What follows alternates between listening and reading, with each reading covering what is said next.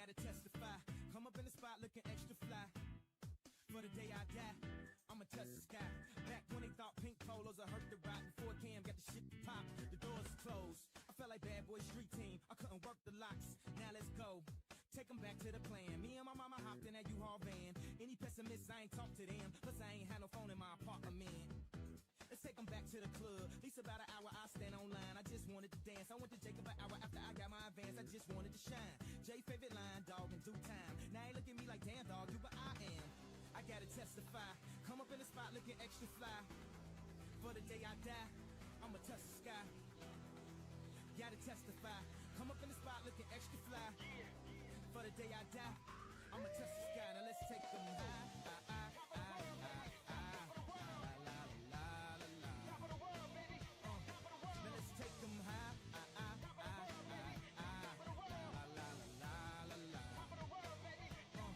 now let's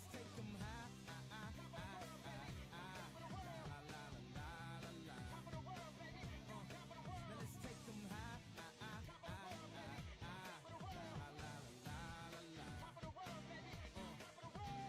back in Gucci with the shit to rock. Back when Slick Rick got the shit to pop.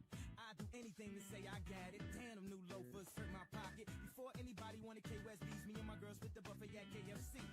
Dog, I was having nervous breakdowns. Like, man, these niggas that much better than me. Baby, I'm going on an aeroplane, and I don't know if I'll be back again. Sure enough, I sent the plane tickets, but when she came, the kicky things became different. Any girl I cheated on, sheets and skeeted on. Couldn't keep it at home, thought I needed a knee alone. I'm trying to right my wrongs, but it's funny them same wrongs help me write the song now. Yes, who's on third? Lupe still like Lupe in the third. Here like here till I'm bitter on the curb. Peach fuzz buzz, but bitter on the verge. Let's slow it down like we're on the serve. Bottle shaped body like Mrs. Butterworth. But before you say another word, I'm back on the block like I'm laying on the street. I'm trying to stop lying like I'm unrobbed, but I'm not lying when I'm laying on the beat. On guard, a touche Lupe cool as the undog, but I still feel possessed as a gun charge. And come as correct as a porn star. And a fresh pair of steps in my best foreign car. So I represent the first, now let me in my verse right where the horns are like, I gotta testify, come up in the spot looking extra fly. For the day you die, you gon' touch the sky. You gon' touch the sky, baby girl, testify. Come up in the spot looking extra fly. For the day you die, you gon' touch the sky. I gotta testify, come up in the spot looking extra fly. For the day you die, you gon' touch the sky. You gon' touch the sky, baby girl, testify. Come up in the spot looking extra fly. For the day you die, you gon' touch the sky. Take it home, baby. Sky high, I'm sky high. I'm sky high. I'm sky high. I'm sky high. I'm sky high. Sky high. I'm sky high.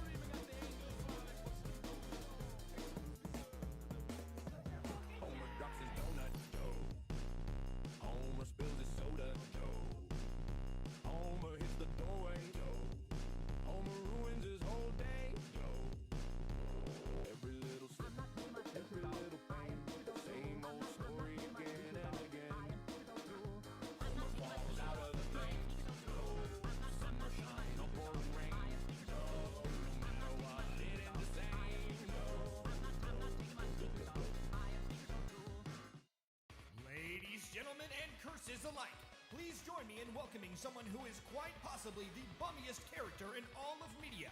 If you know him, he needs no introduction. He has 0 feats, 0 relevance, and 7 kamikaze attempts. Say it with me, folks. Give me liberty. Give me fire. Give me this guy, or I will retire. Without further ado, introducing Megumi the Potential Man. Is waiting for the slimmest of chance, holding his arms out straight without a plan. Like the ever-burning passion plaguing potential man. Always sat waiting for the last laugh, although his bones and pride are made of glass. So he lives potential man, forming shadow with his hand. Lone he stands to watch his whole world burn. Not a fan, though he tries, he may die with a fire in his eyes. Ain't it nice? His life forever for potential. This is unusual. You rarely ask me to train you, Megumi. Are you trying to catch back up to Yuji? Well, I guess beggars can't be choosers. It really bothers you that much to ask me for help? Listen, Megumi, I think you have just as much ability and potential as Yuji does. The only thing holding you back is your mindset.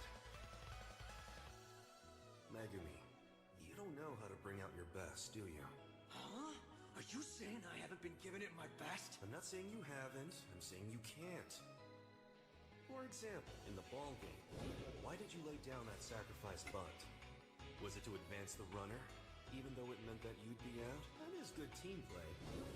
But Yuji would always go for a home run. I'm not saying a bunt is bad. Baseball is a team sport, and everyone has their role to play. But Jujutsu sorcery is an individual sport. Isn't working with the other sorcerers important? Of course.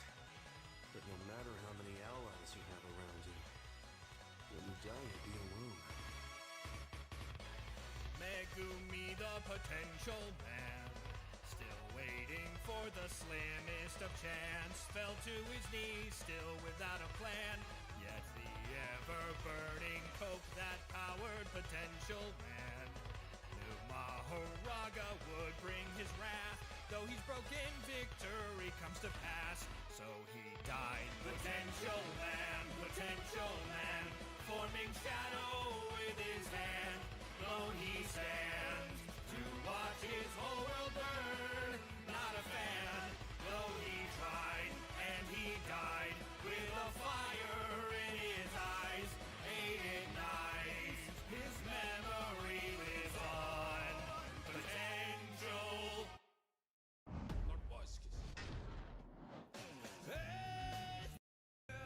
Difficult to find all the materials in the nether. Oh, long days, even longer nights. I think I might be on my wit's end. Oh yeah, and the debris. I'm looking for my chance. Have disappeared like an eye offender. Oh, am I in danger of never being able to obtain the almighty blade? Oh no, netherite sword slices through just anything. Oh, don't come close, cause it might take your life away. Lord Bushkus, the sword is very powerful. My netherite sword. I don't want to see it. Take your life away. No. One slice through your body. What? And you will never see the day. Oh no. It's fine, Tim. I was kidding. Finally, after blowing up at all, I found some ancient debris. Yeah. You need to smell it when you get back home, and also grab the gold that you need. Yeah. And then you craft some netherite ingots you need to put on your diamond sword.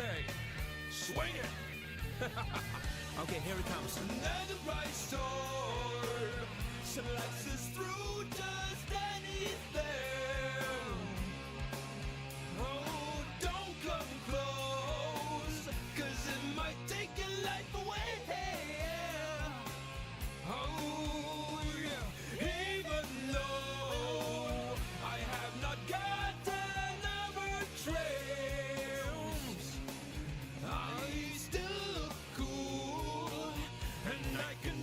your life away with my netherite sword, netherite sword, netherite sword.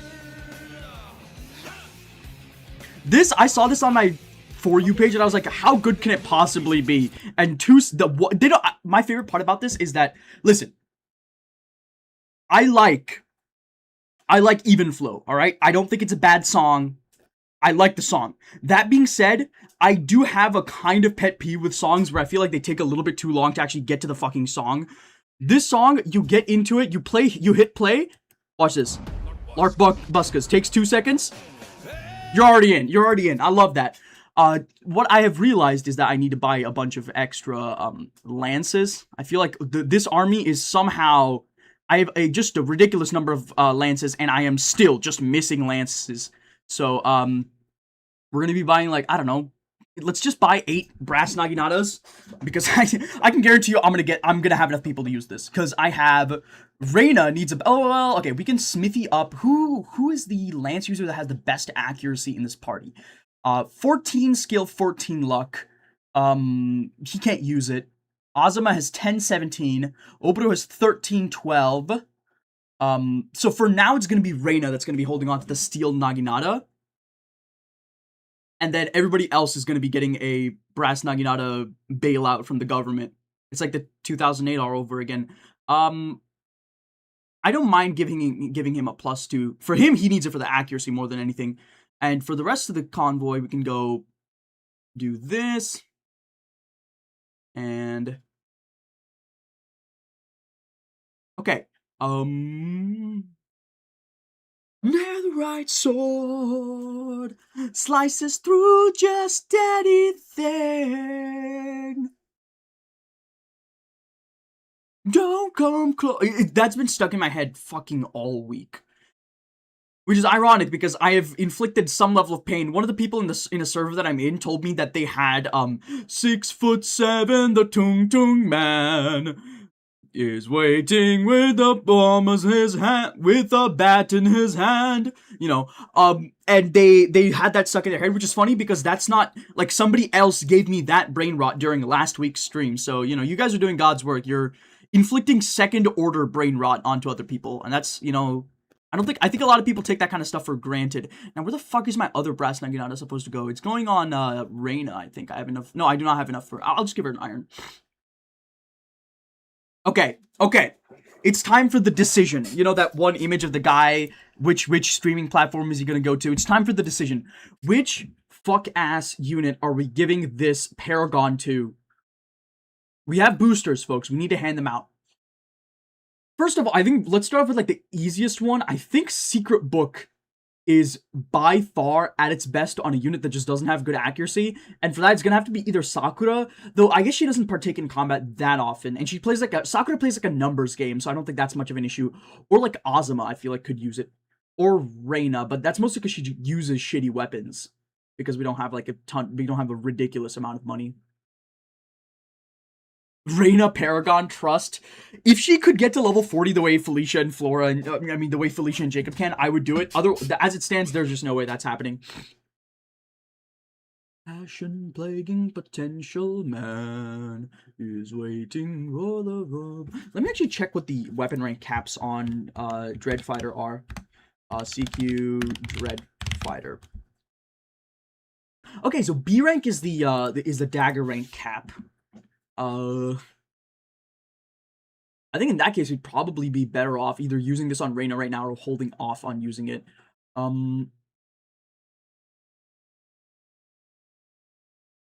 Boots is an interesting proposition. Listen. I have faith. I have faith in my evil. We're giving 2 boots to Azura. This is the right play. I'm telling you. I've never, ever regretted giving boots to a dancer. Lag, I would love to smoke a blunt with you. I've never had weed of any kind, mostly because of the cost. If somebody gave me a blunt, I think I might be a little bit apprehensive to start with, but I'd probably try it out. Oh, you know who fucking needs the defense booster is Mozu. She's like pretty good on stats, but her defense is a little bit low. Kaze and Corrin are going to be locking in on getting an A support this next little bit.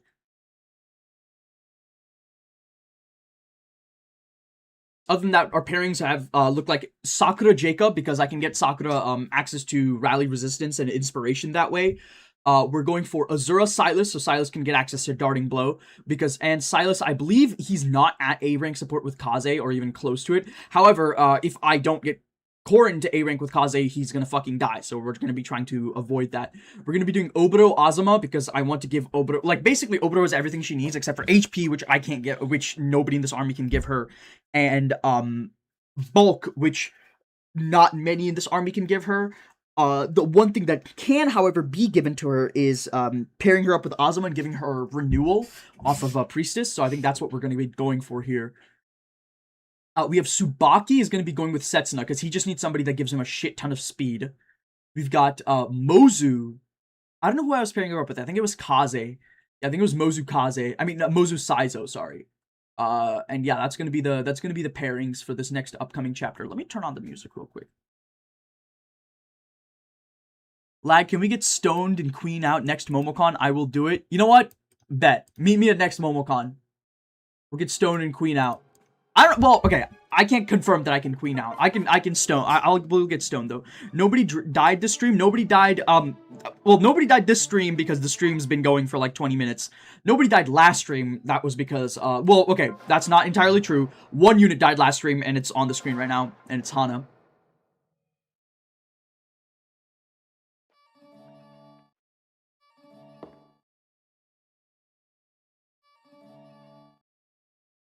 Hana Erasure. Okay, we're gonna be doing this. I just don't want to put them apart from each other. We're gonna be doing, who the fuck was it? Tsubaki right here. Obviously his Darting Blow helps him out, but I would like to also get some extra stuff on him. This is a little bit sussy. Thankfully, I have a couple of, Seeds of Trust in the Convoy that I can use to bridge the gap a little bit here. This is also something that needs to be started working on. Azuma Oboro's already at a B support, which is good. Saizo, who the fuck was Saizo going with? Saizo Mozu. Yeah, she doesn't have much bulk. That's really the main concern that we have for her. Maybe we can get her, like, Potent Potion or some shit like that. Once we, like, if we think about reclassing her. I don't think that's gonna happen anytime soon, though. And Reyna's just gonna be a free agent on this map. Okay, let's take a look at doubling thresholds here. The big doubling thresholds I feel like on this chapter are the Outlaws and the Fighters. 16 and 19. Anybody can get to 16 or 19. Do I have like a shuriken I can give this motherfucker? Here, take this. This is 18. We can get him to 19. 16 or 19. Okay, let's go. Let's go Brass Naginata. Give him 1 speed tonic. 16 and 19. We're at there. We're there. We're there. I'm pretty sure with the speed tonic and the pair up, she gets to 16. Oh, she gets to 19. Nice.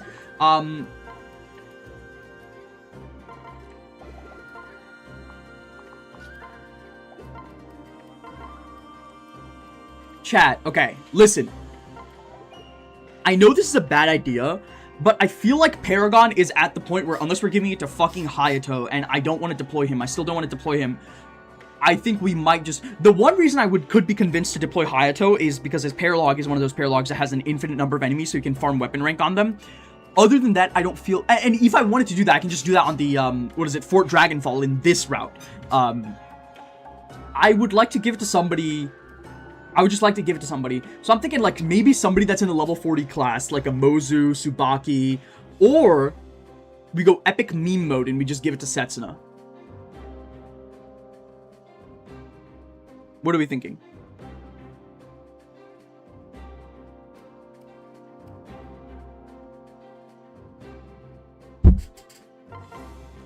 Is this a reset death count since last time I watched? Yeah, I realized that I was just not going to be able to get through Conquest within any reasonable amount of time with that particular set of dead units, so I just decided to say fuck it, and we're gonna, like, go back to Birthright.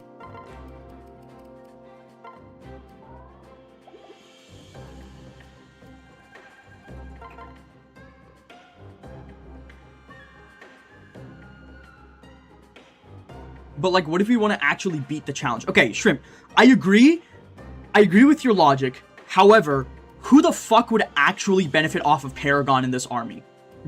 See, like, that's my concern, is that is Setsuna the best recipient of Paragon? No. But I feel like every other potential recipient of Paragon is so marginally better with it that I don't think it matters. Does the challenge have to be attempted in a particular order? Yes, it's Birthright, Conquest, Revelation, in that order.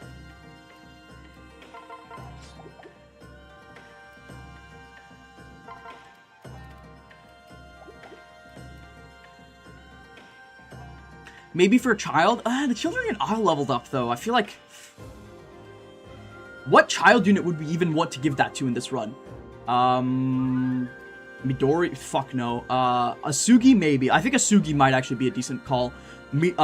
What's her face? Azuma's kid. Mitama, I think is actually not a bad idea. Kale Dori, she's frail as shit. Even if she had an infinite amount of EXP, she would be frail as shit. It's not happening. How early can we get Shiro? So I'm gonna be doing Corrin X Ryoma this run, so we can get Shiro in, let's say we Paralog Chain past Shiro recruitment, we can get in like 5 chapters per, well, 3 main game chapters, I think. So let's say chapter 17, I think.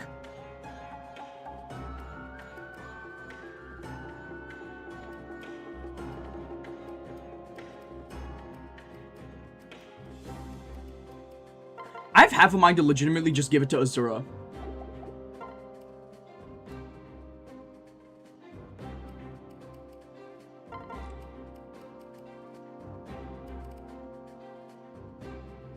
$17 is not Offspring Seal. Offspring Seal, you get chapter 19 onwards. Well, we're also going to give her a strength tonic just to let her double.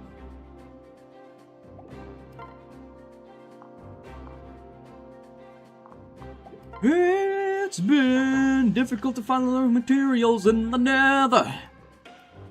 You know what? Fuck it, we ball.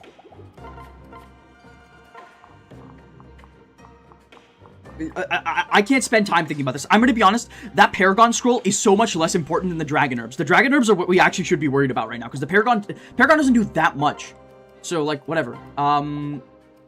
Fucking unequip this gamble for the love of God. And let's get started. Okay. I need to get 6 combats with Corrin and Kaze. That's priority number 1. 6 combats with Corrin and Kaze. I need to get 6 combats with basically everybody on this map, okay? Let's get started. Okay. Let's go. Okay, this is too much. What if I do Guard Naginata here? She still does a little bit too much.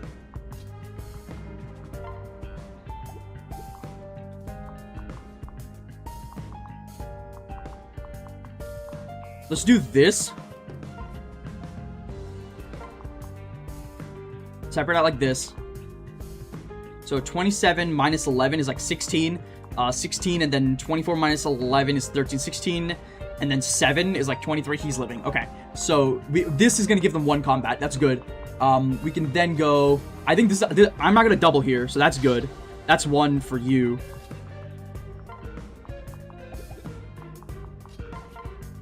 God, I hate that. The accuracy is so ass. Just get the kill. Okay, that's a full level up. Oh my god. Oh my god, she's listening. She's listening. Chat, she's listening. She's listening. Okay, I think we'd like double tank this area. How much do we do with the Carp Streamer? Oh, not enough to kill. That's really tempting. I think we go here with the Carp Streamer and we just go Sizo equip here. What's the damage output here? What's the damage output for in the line of enemy fire? Holy fuck, that's a lot. Did I not take an HP tonic for her? Motherfucker, that'll do it. Well, in that case, we can go here.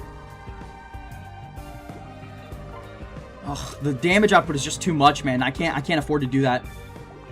How much are we doing here? Let's do Steel Sword, let's do Steel Sword Silas here. This will, I'm pretty sure he'll take some damage, but he definitely won't die. And he doesn't, I don't think he has, like, meaningful crit on these guys. Yeah, because if both these guys hit me, if I get hit by both 50-50s, then that's going to be a real fucking problem, isn't it?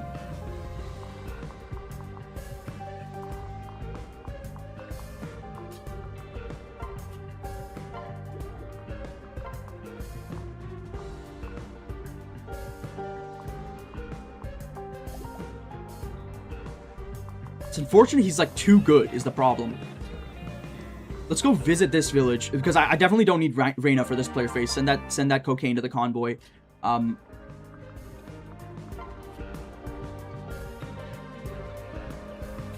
okay, if she crits here, that's fine, because only 2 enemies can attack her anyways. And the same thing with Silas here. I just need to make sure I don't provoke the fucking flyer.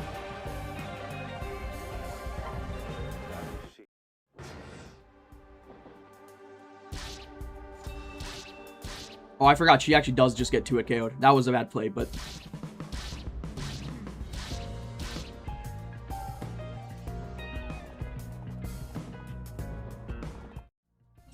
Okay. Let me think about this. This is gonna go over here. We're gonna go over here, get this kill. This is 2 for Setsuna.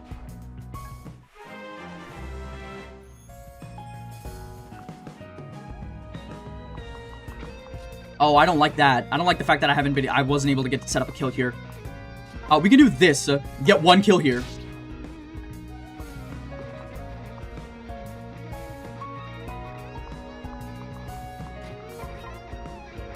She doesn't get 1 KO, so I can just pair somebody random up into her at the end of this player phase. Because, okay, here's the deal. This guy's the only one that can reach her. Obviously, oh, wait. No, this guy can move over here to dual strike, but if I, like, pair, for example, Reyna into her, she's not going to get dual stricken. So, we've done 3 combats with these 2 idiots. We've done 2 combats with these. 1 combat with you.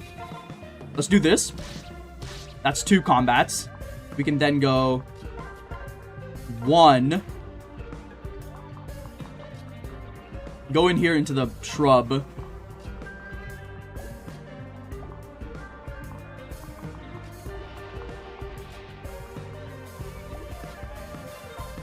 We're gonna have to face block a little bit, I think.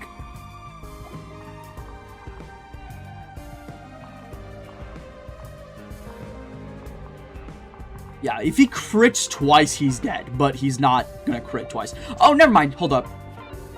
No. That's definitely not what we're doing here.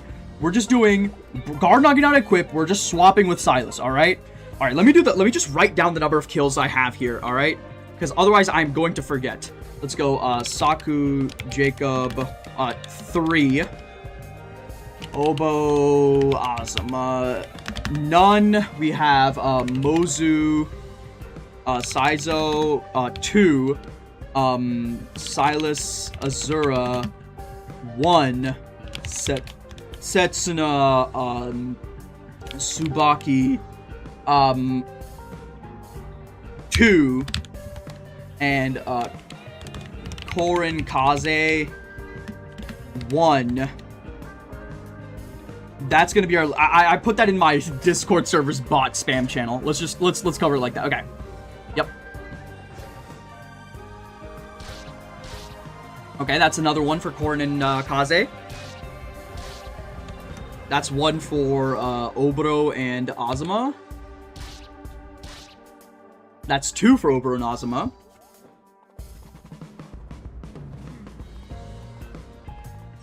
Okay. We're chilling.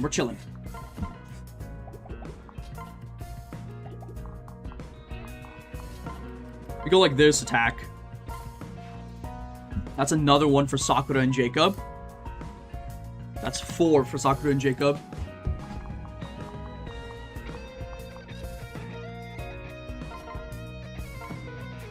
One for Mozu.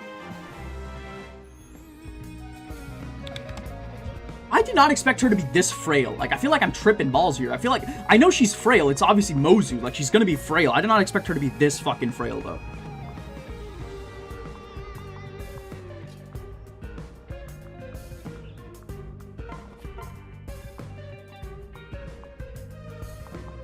Let's just do Brass knocking out a Silas kill here. That'll give Silas and Set Azura another kill.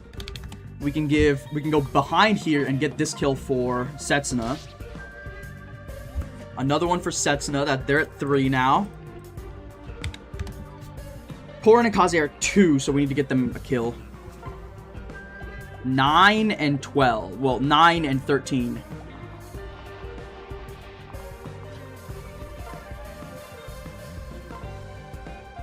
With the shield gauge, we're fine.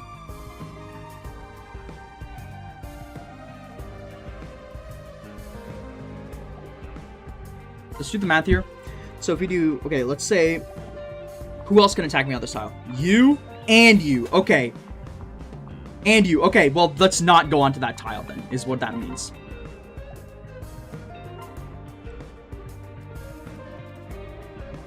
Let's just take this Asugi's Confect, to be perfectly honest. Let's just wait. Let's just wait.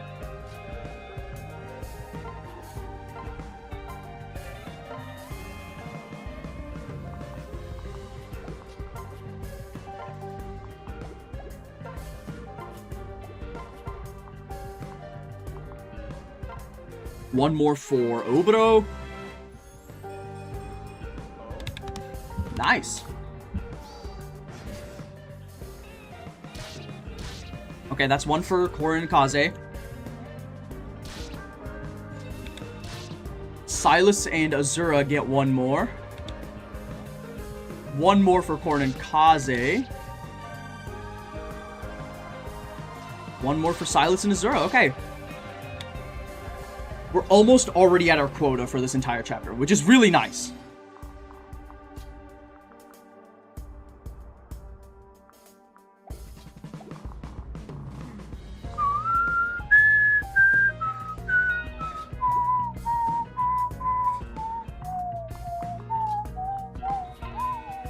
Okay. Setsuna and Tsubaki can get one more. I'll allow it. We can go...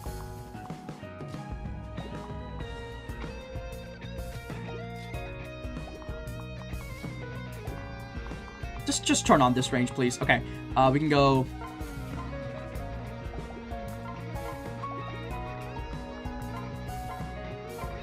One more for Mozu.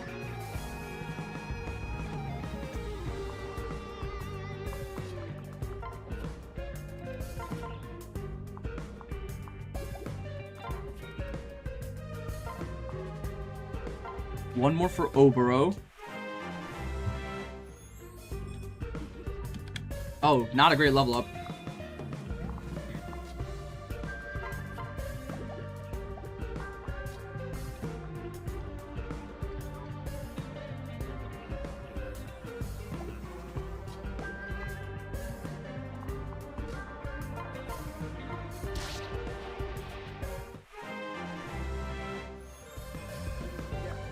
That's a decent level up. I'll take the speed. Silas Azura goes to 5. Yeah, we're living. I'll just go visit this village.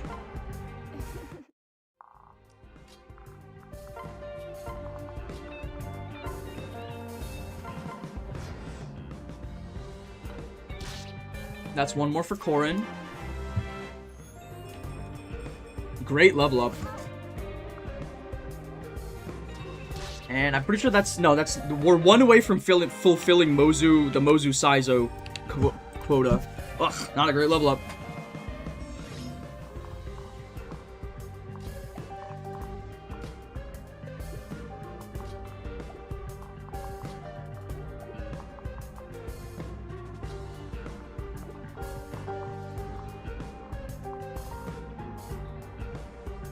Over on Azuma. Okay, so if I go like here, switch, and then I just like move over there, equip the Brass Naginata again, and fucking wait.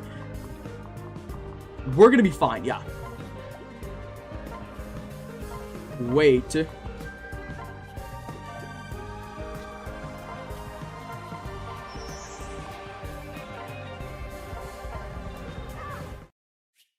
Not a fan of what the way that I did that, because Azura being in range is not a big deal. We're just gonna have to put somebody in range that can tank her, and that somebody's gonna be Tsubaki, and that's totally fine.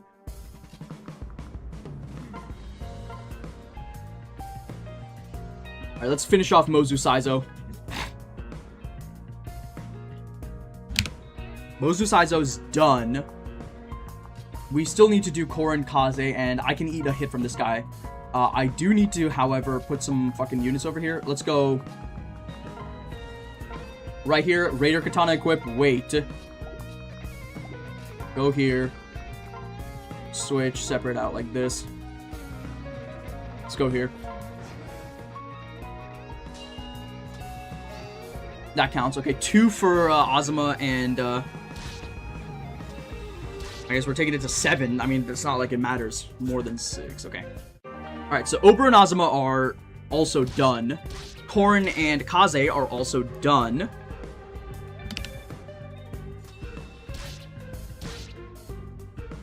Setsu and Tsubaki are 1 away from finishing. Okay. This kill I am not going to be giving to Mozu because just the unpromoted guys are already enough to almost get her a level up. Giving her a promoted enemy kill is just so super overkill.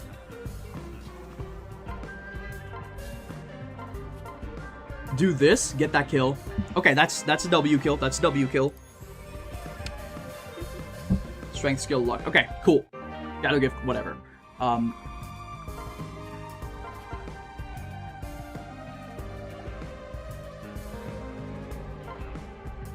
Too bad I don't have like one more attack, huh? I don't really have a way of fixing that. Setsuno Tsubaki, Silas, Azura, huh? Let's do this. Just to... That's Setsuno Tsubaki done. We need... Obito Azuma are already done, but we don't have anybody else in the area, so we'll just give this skill to...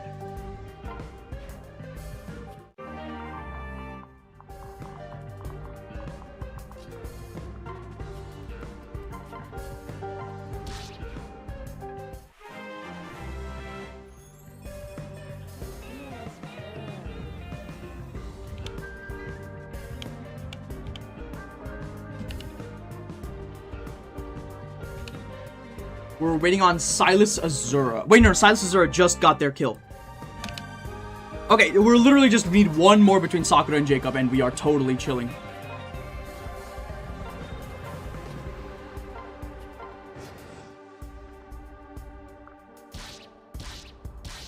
It's just that easy. Okay. Do I, like, chip him? I do not. I just straight up kill him. Alright, let's check the level up situation right now. Setsuna obviously needs level ups. Jacob needs some level ups.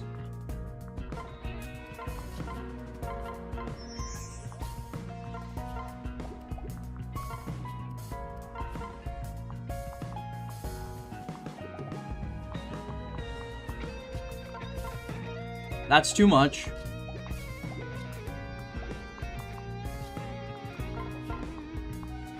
She's just too, they're just too good. We're just gonna have to give this to Sakura, it's fine.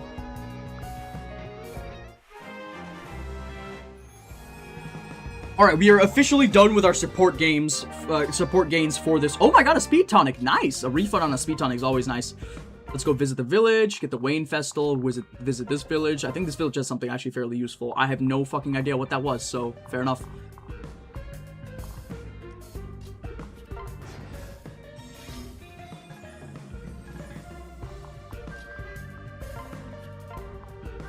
Okay, now who needs EXP? Setsuna needs EXP, Jacob needs EXP.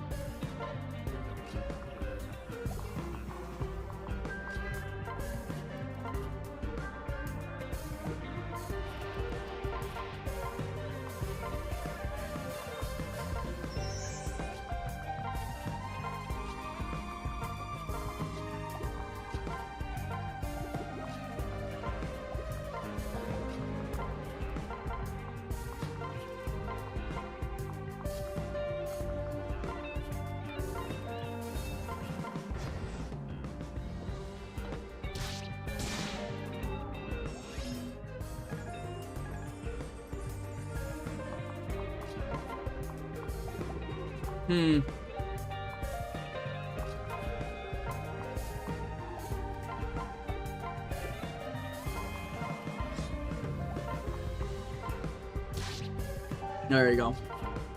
Now I can get the kill with Jacob. Easy. Alright, level 12 Jacob. Solid level up, dude. Solid fucking level up. Keep it up. This guy. Okay, hold up.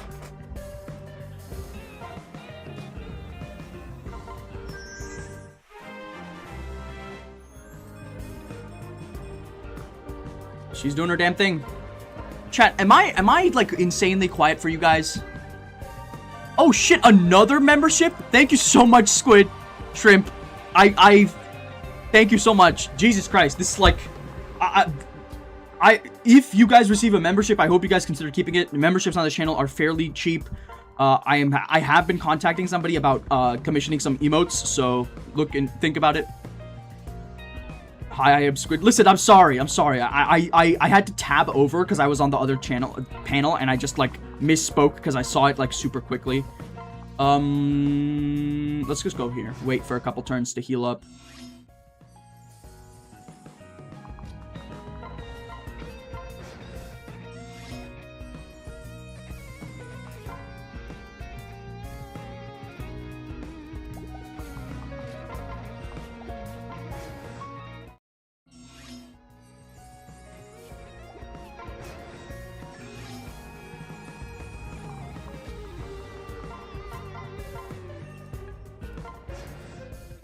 Okay, let's do this now. Go here.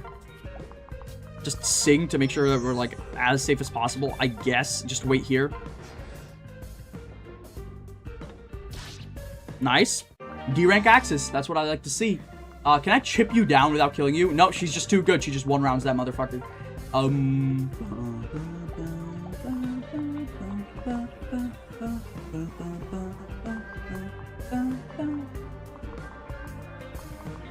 Hold up. That's perfect. I should give her a ton of support points. And then we can give the kill to somebody that actually like needs it a little bit more. Jacob. Can't kill. Sizo already used his turn. Oh, do this. Seriously? You still don't kill? Come on, man.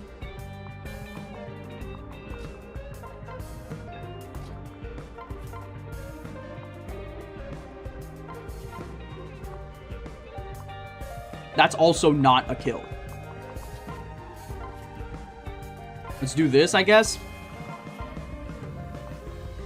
Jesus Christ. All right.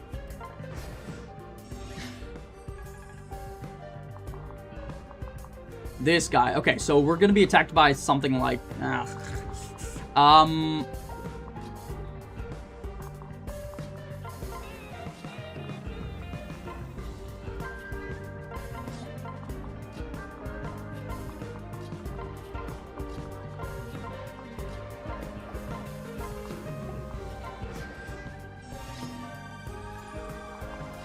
Oh, I forgot. You need to bait Camilla over first. I always forget.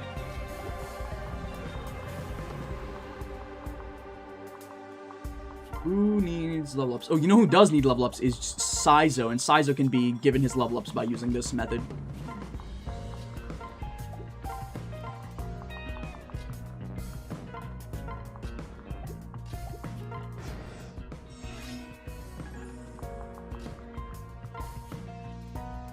Do not fucking do that. Oh my god, I almost fucked up bad there.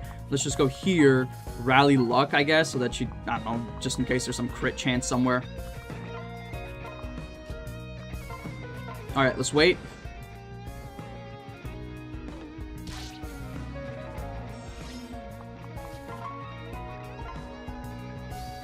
Nice.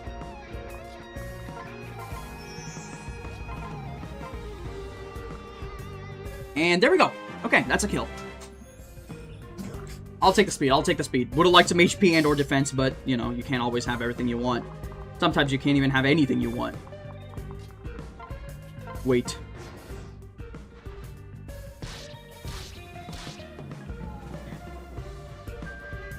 Okay.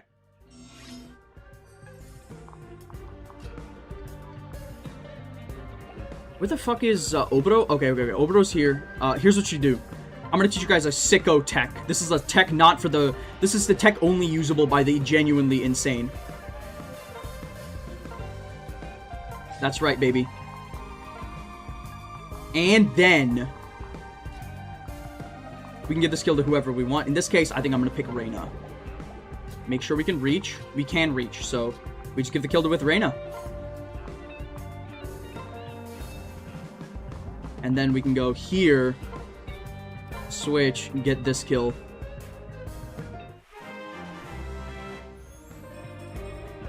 I'll take it.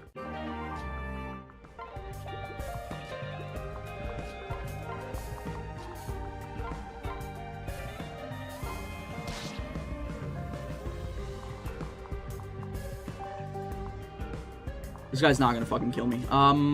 Who has my... is it on Kaze? My Sting Shuriken's on Kaze? No, then... Who the hell has it? Is it on Mozu? Huh? It's on Tsubaki? It's probably in the convoy then. That's a strange thing not to bring that there, but whatever.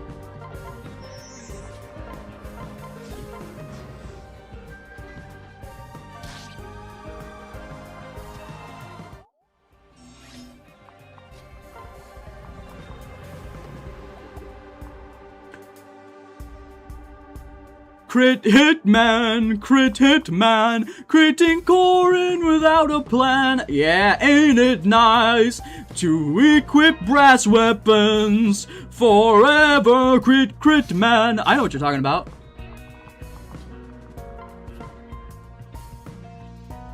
Ignoring defense without a plan.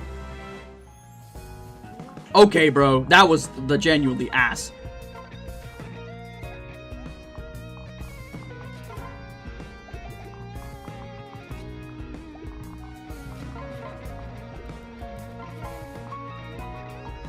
Just the damage output is here is not good enough.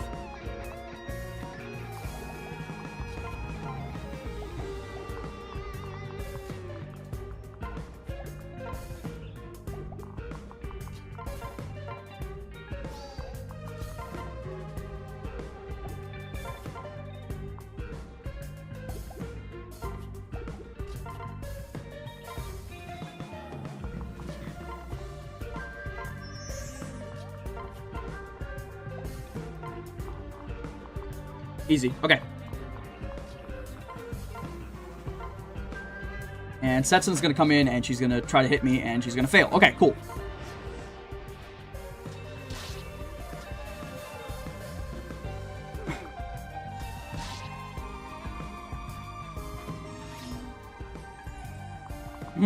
Let me see. Setsuna kill? Setsuna on Selena action. This is S on S action. There we go. That should be a level up. Okay, cool. Level 12. Alright, she's now officially, like, on par with the rest of the army. And she got a practice katana, which is actually fairly useful.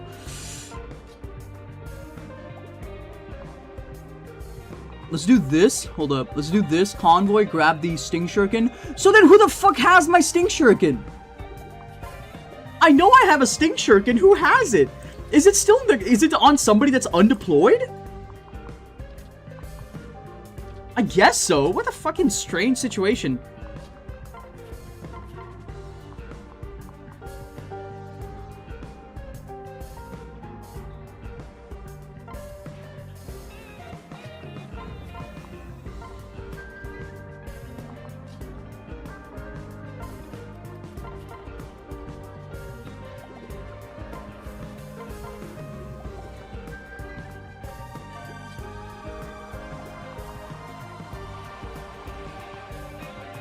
That's gonna get me killed, so let's not do that.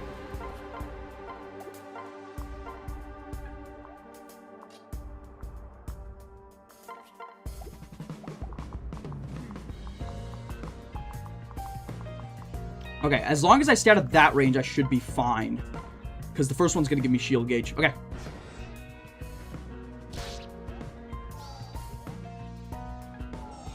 Okay, easy clap.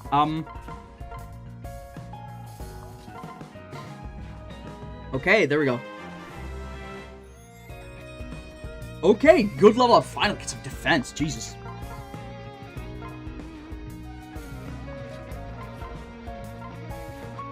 Alright, that was a fairly reasonable... That was a fairly reasonable plan.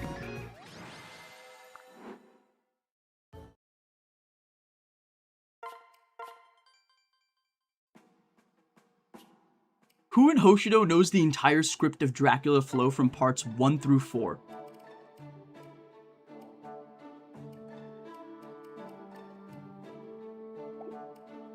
I don't take these kinds of questions lightly. I need to actually think about this.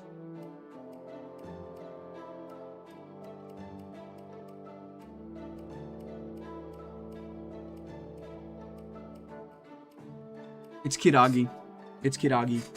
Trust the process. It's Kiragi.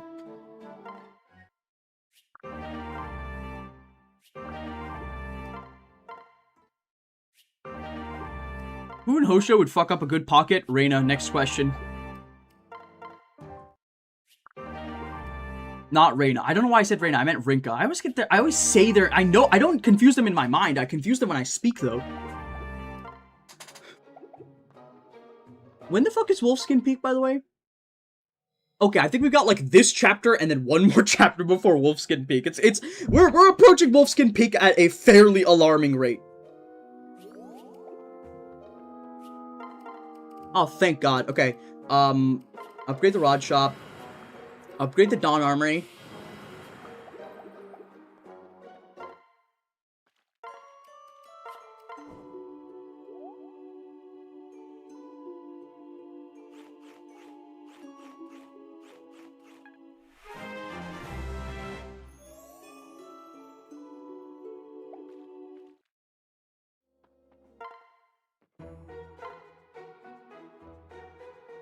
I don't bring Zero over.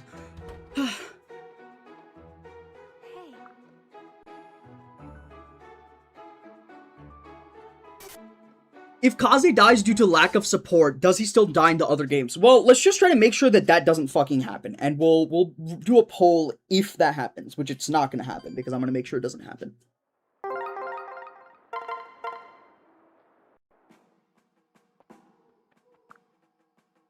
By the way, because I was listening to the, because I was listening so much to the fucking, Eden Flow, you know, Netherite Sword, I was thinking about another parody of it, and it goes, Semen Flow, it arrives when you forguise, penis hole, you like doing it 'cause you're gay. That's pretty good, right?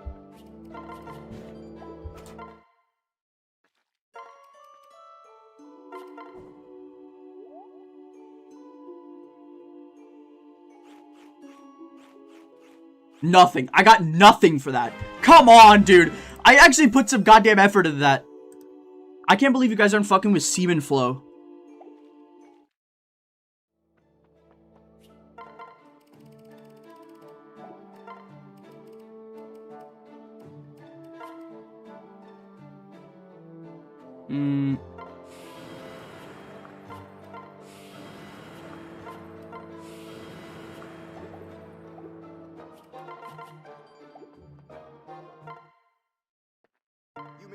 Next chapter is, oh, this is the Ryoma join chapter. That's, like, really annoying.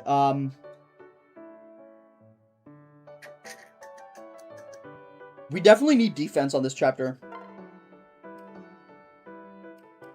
I think we just take defense speed on this chapter.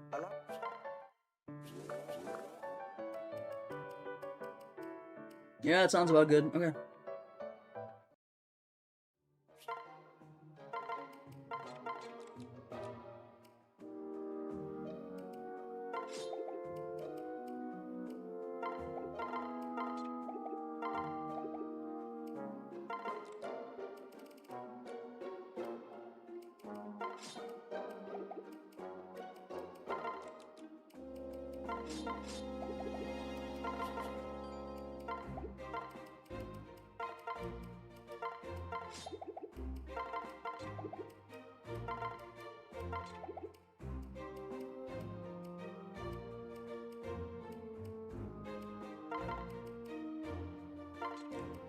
That's a really good pickup for Silas, actually. Who the hell needed the brass Naginata? I think it was Oboro that I took the brass Naginata from. Yeah. Okay, let's take that, and then we'll get the Kodachi equipped here. Okay. Yeah, because with the practice katana, he's got 19 speed, man. That's really good. Save the game. Finally, from the netherite, I need to make my netherite sword. You need to smell it. I think I might unironically have to bench Ryoma on this chapter. Oh, no, we have the deployment slots. Okay, let's see. So we have Sakura, Jacob, we need that. Azura, Silas, we need that. Kaze, definitely we need that. Tsubaki Setsuna, we need that. Reina's a free agent. Oboro Azama, we need that. Saizo Mozu, we need that. Ryoma. Okay, so we basically have one free agent in addition to Ryoma.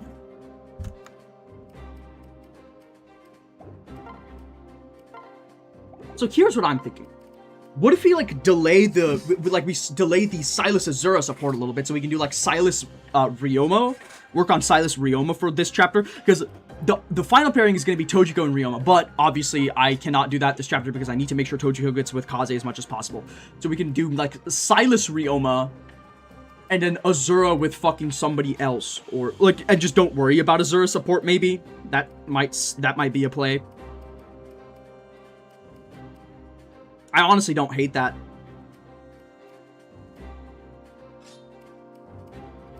I'm not in love with this deployment situation, but it's better than nothing. So we're going to be working on, like, Silas Ryoma this chapter. This is going to allow us to, like, we need to get, so here's the deal. We can still do, like, 4 combats with Corrin and Ryoma paired up together, but we absolutely cannot do more than that. And we're going to be working, we need to do 6 or more with Kaze and Tojiko. Jacob still goes with Sakura. These two still go together. These two still go together.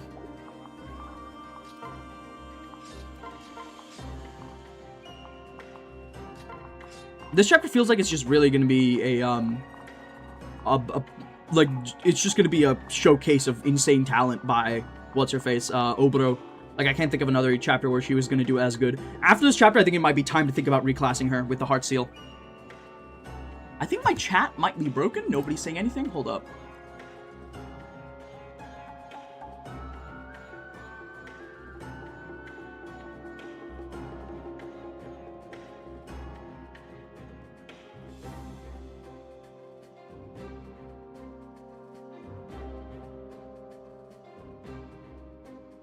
Oh. Silas, I know you had some motion with Azura, but I need you to fuck Ryoma. Just for this one chapter. You can go back with Azura. So who had the sting? Actually, extremely great question. Who the hell did have the sting? It's probably on Kagero or something. Oh, it's on Jacob. What the fuck? It was on Jacob? I swear to God I didn't see it on him. Maybe I just blind spotted out of it. Whatever. You don't need it too much on this chapter. What I am going to need is that Beast Killer Benny.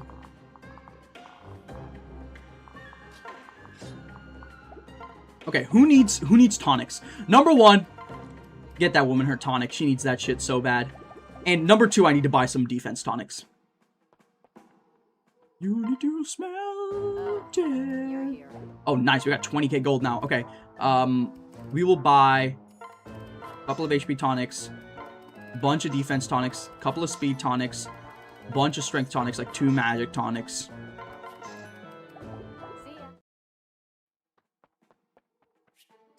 I think that Tsubaki is the only guy who has motion in Hoshido. I think the rest are kind of autistic. Tsubaki is like the clavicular of Hoshido. He's too obsessed. He's really self-obsessed with this, like, being perfect thing, and it's to his detriment. If he was like a character in a Greek myth, he'd be like the narcissist, you know? Like, where that would eventually lead to his downfall, but Fates doesn't have the capacity for that kind of writing.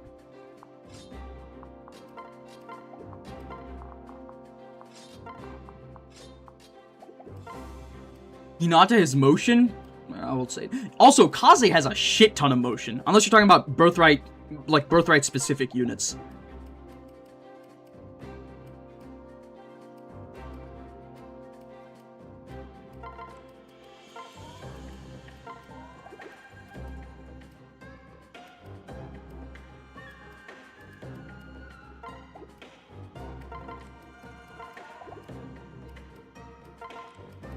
I don't need that. Let's give him a strength tonic, though.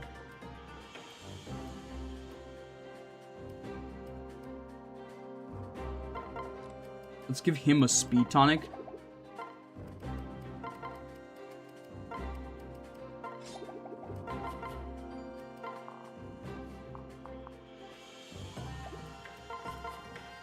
Anyone who puts Tsubaki with Selena deserves the bottom pit of hell. No, because you're gonna have to explain that one. What's so wrong with that?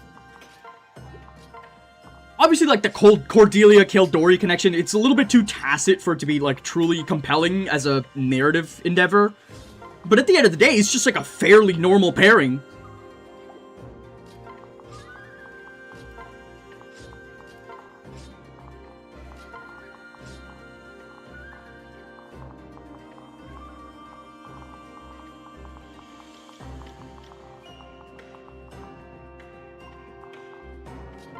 This is going to be baited over by Setsuna. Okay, so that's a Setsuna bait. Hold up. Setsuna, please take all of Reyna's bows, because there's just no way I'm letting you stick here with anything worse than what we already have. Okay.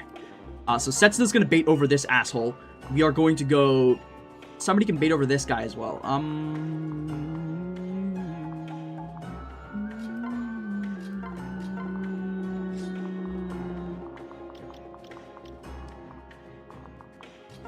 We could do, like, yeah, we can bring, like, Saizo over with the Iron Dagger instead. 20 speed exactly, he'll double.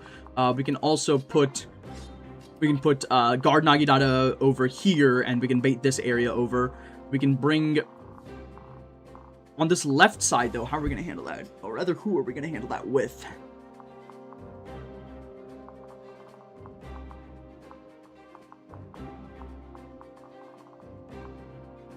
It might low-key have to be, like, Kaze time, right? Like, because I don't think anybody else can really do it that well. Here, take the fucking Steel Shuriken.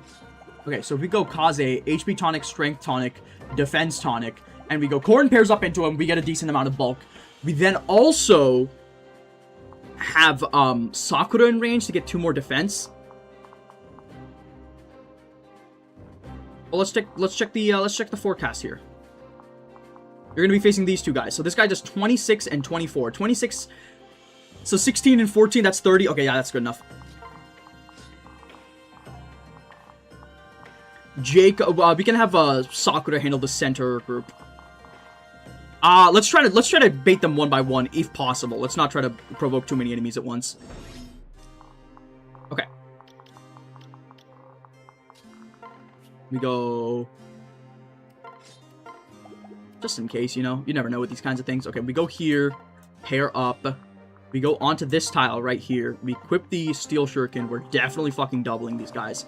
We're going to be going Sakura Jacob over here. Oh, Strength Tonic. Nice. We can go... Then...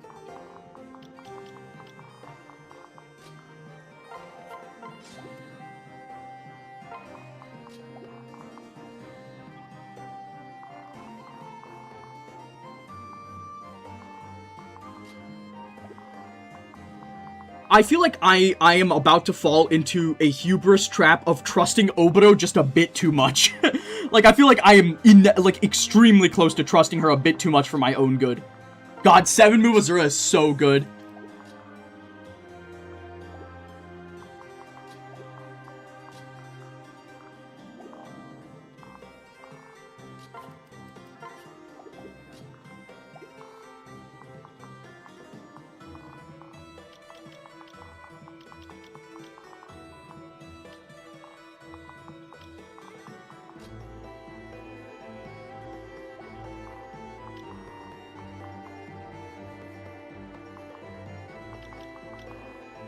No, these two guys unfortunately have, like, really good coverage, like, exact coverage with each other, so I can't really take advantage of that. You have 21 attack. Fuck it, we'll go in here. So that's gonna be, like, 1 damage from you. 10 damage from that guy? Ugh!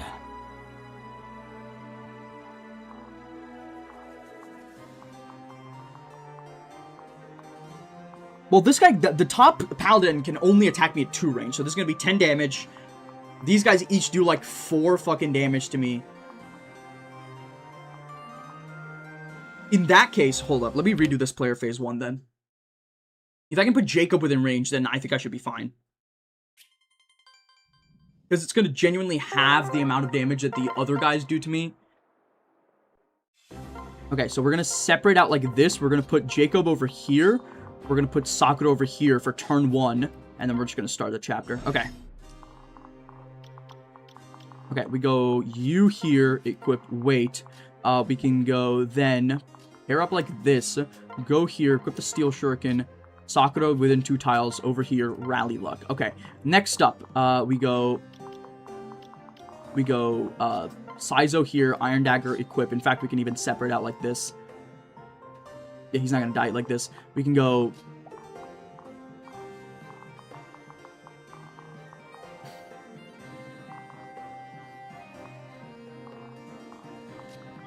if I go onto... Yeah, that's the tile. This is the tile. We go here. Wait, we go wait. Sing. Go here. Wait. Jacob here. Okay.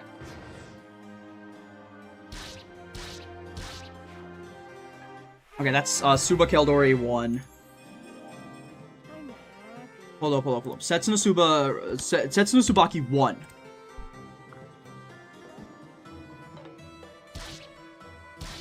That's Mozu Saizo 1.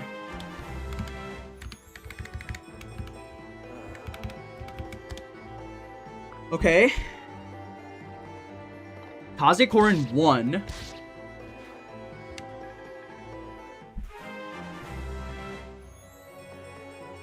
Beautiful level up. That's Oboro Azuma 1. That's Oboro Azuma 2.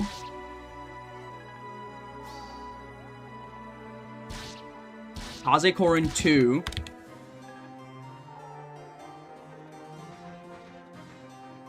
Okay, this is fine. This is like totally fine, actually. All we really need to do is just finish up this area.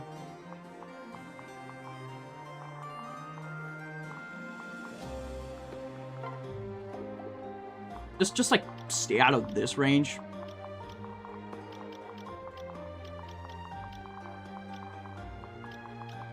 Okay, there you go. Just stay out of like that range generally. I think we go here and give this kill to Tsubaki, honestly. 0 damage! Oh my god. Okay, I'll give that kill to Tsubaki. 2.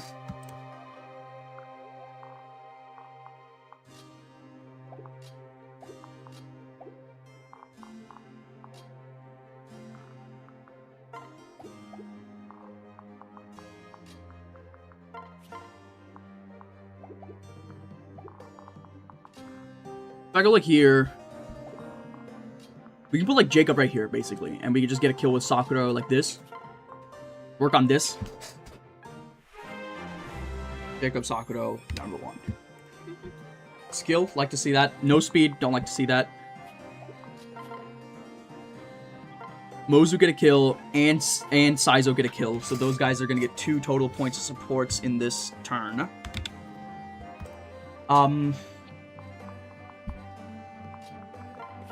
Unfortunately, that's like too good. Like, we can't let you do that because that's too powerful. Let's do this. Let's do this. Okay, that's annoying, but it's not of the end of the world. That's number 3 for Oboro Azuma.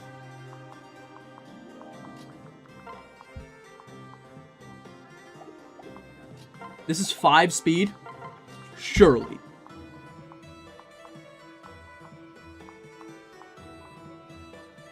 This is fine, actually. We can do Brass Nugget out a hit.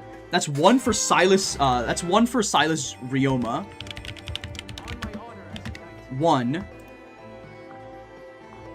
And then we can actually sing for Silas, even work on Silas Azura a little bit. Then we can finish this off with Silas, get this kill. Silas Azura 1, and then Silas Ryoma gets 2. I think Silas Azura is at 1.5 right now, so we're going to want to make that a slightly larger lead. This guy is not a fucking problem. We don't need to worry about him at all. Do this. That's 2 combats for that pairing. 2 combats for that pairing and 1 for Oboro. Okay, so that's going to be 4, and then Oboro Azuma goes up to 4 as well. Okay, I need 2 more combats for these 2 guys to get their... let's just do this. That's 1 more. We are at Corrin Kaze at 5. We need Setsuno Subaru. I'm so used to saying right after Suba. I'm so used to saying Ru because of fucking ReZero that now I instinctively called him Subaru. Fuck. Okay. Let's go. That's Setsuno Tsubaki at 3.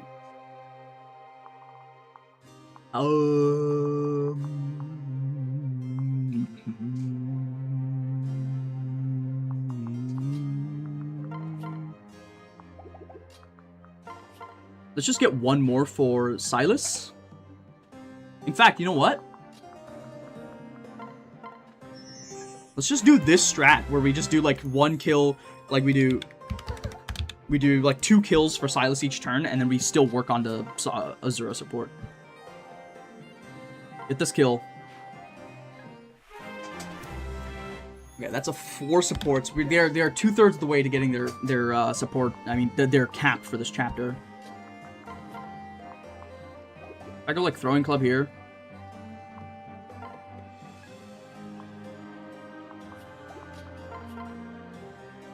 Jacob, Sakura, 1 kill. Sakura, Jacob, another kill. Okay, so those guys got another 2 points. 3. Okay. Do I really need to be worried about her? I'll give her a pair up, just a generic pair up, just in case she... just to avoid the dual strikes, but I don't really feel like worrying about her more than that.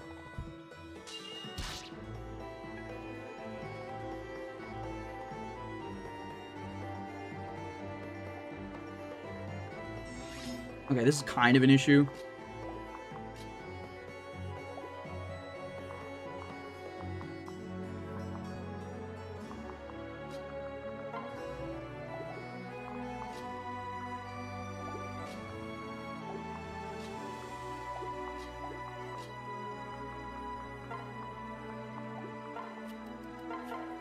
Just kill him.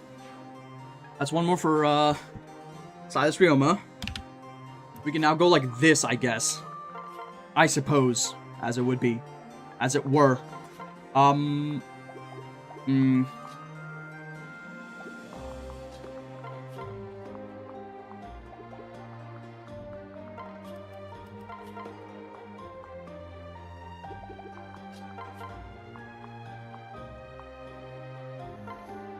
Let's do this. Get this kill. We can then send somebody else over to finish off the area. Because Kaze right now could take 2 hits. This guy's not going to reach. So if we can kill the promoted guy, we should be fine. Put Tsubaki over there. One for Kaze, Corrin, 1 for Tsubaki. Okay. 4 and 6. Okay, Corrin and Kaze are done. Unfortunately, they're going to be going a little bit overboard on the number of kills that they should have, but whatever. Yeah, we can just, like, kill you.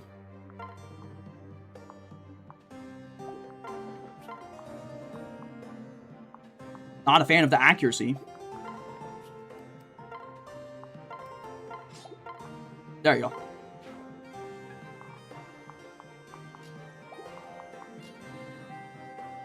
Where the fuck is Mozu? Oh, she's all the way over there. Yeah, that's not gonna happen. We can go get this for Sakura and Jacob 4.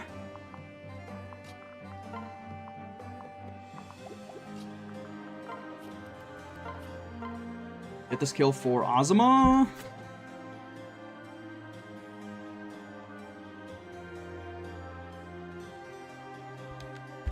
They're 1 away, and then we can go get this kill like that.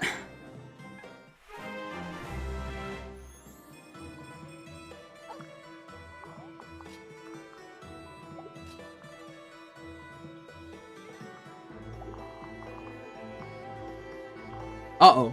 That was really stupid. I didn't realize that she was going to be in range orthogonally. Motherfucker.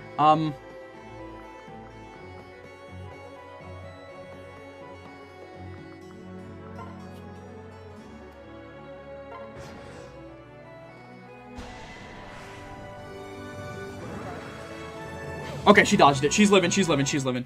That was... I just did not see... I'm so bad at judging distances orthogonally. If it's not the usual avenue of attack, like normally these guys attack you from top to bottom. So I'm like, okay, well, if they're not above me, then I'm fine. I always forget you can just move from left to right or right to left. This happens to be a lot on Conquest 12 as well. Let's go pair up like this. Get this. Okay, that's their quota done for the chapter. Let's get that shit out of the way. Okay, we have Oboro, Azuma need 1 more. Let's just give this to him. Okay, Oboro, Azuma are done. We still need Mozu, Saizo. Corrin, Kaze are done. Corrin, Kaze are done. We can move them out of the way.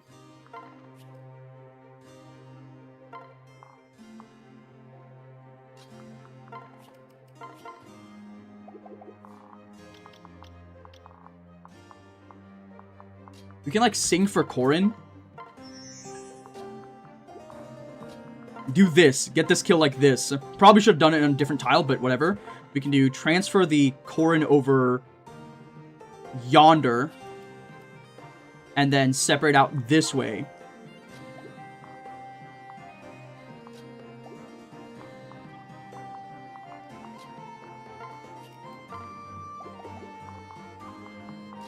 Go like this. Oh fuck! I don't have extra movement like that. Okay. Well, we'll just wait for a turn.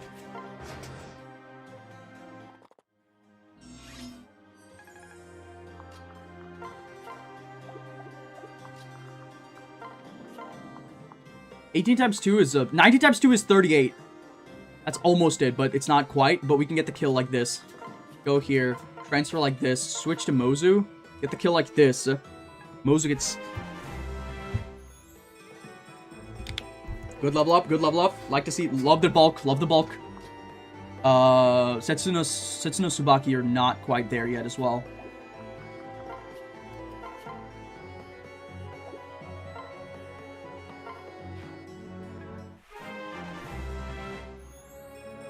Not a great level up, but we got the kill.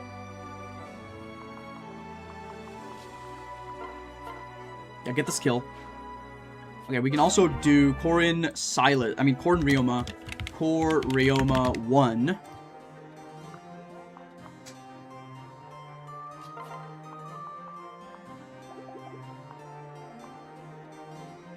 We can also take this opportunity to work on Silas Kaze, actually. Silas, well, we're doing Silas priority number 1 Kaze. Okay, we can do it like, we're gonna have to do 2 combats with these guys at most, then. 1. 2.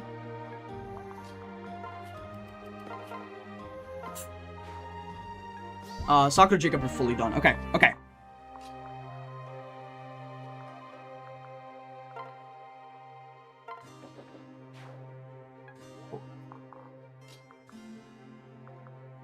$24? Yeah, she's living. So if I can just get a kill with the whoever I do this combat with. Mozu Saizo still need EXP. Mozu Saizo... Oh, I still need to get 1 Silas Ryoma. These guys also need the fucking kill. Oh, 17 times 2. That's a kill.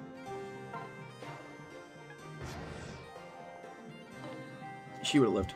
So that's 1 more for Setsuna Tsubaki. They're done. Okay, we're waiting on Mozu Saizo, which we can do over the course of 2 attacks here. 1. Get the kill. Okay, those guys are done now.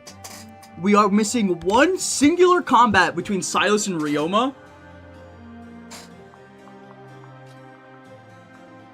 And I think we're going to give that's going to have to be the Benny Charlotte stuff. And this is one of the combats that I don't have to worry about. Like, if they get extra, that's totally fine, because they're the number 1 priority for this pairing anyways.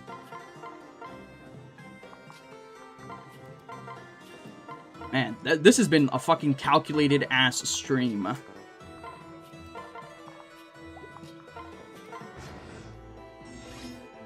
Okay, we go here. Who the fuck is attacking me over here? The Bolt Axe guy? The Bolt Axe guy! That's who you're sending at me? I guess, bro. Let's go Kodachi equip. Just put Sakura in range or something. It's chill. Like, we just do this.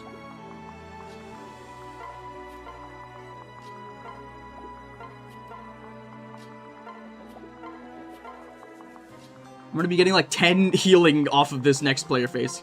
Alright, there you go.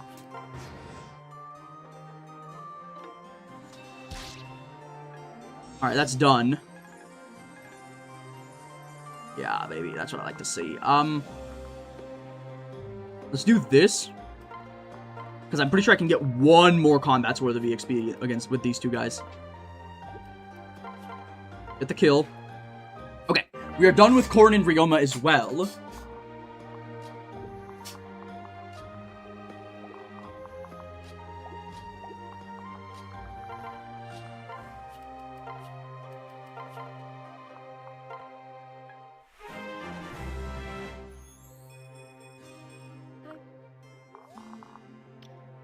Yeah, okay. Who needs level ups? Jacob needs level ups. Tojiko needs level ups.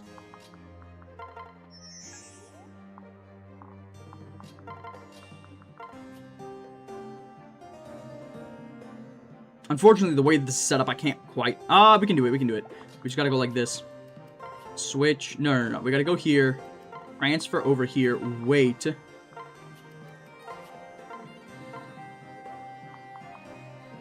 Well, that was really anticlimactic. With the heal.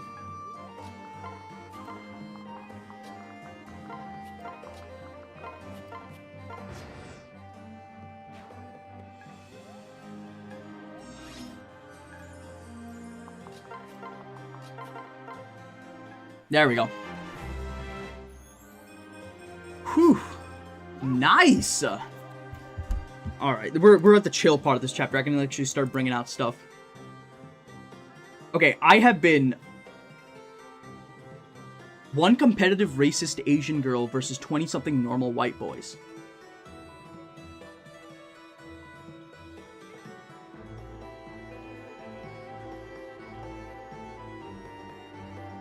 No, I'm sorry, I tried to think about it, I just don't get it. Respectfully, and I genuinely do mean respectfully, I just don't get it.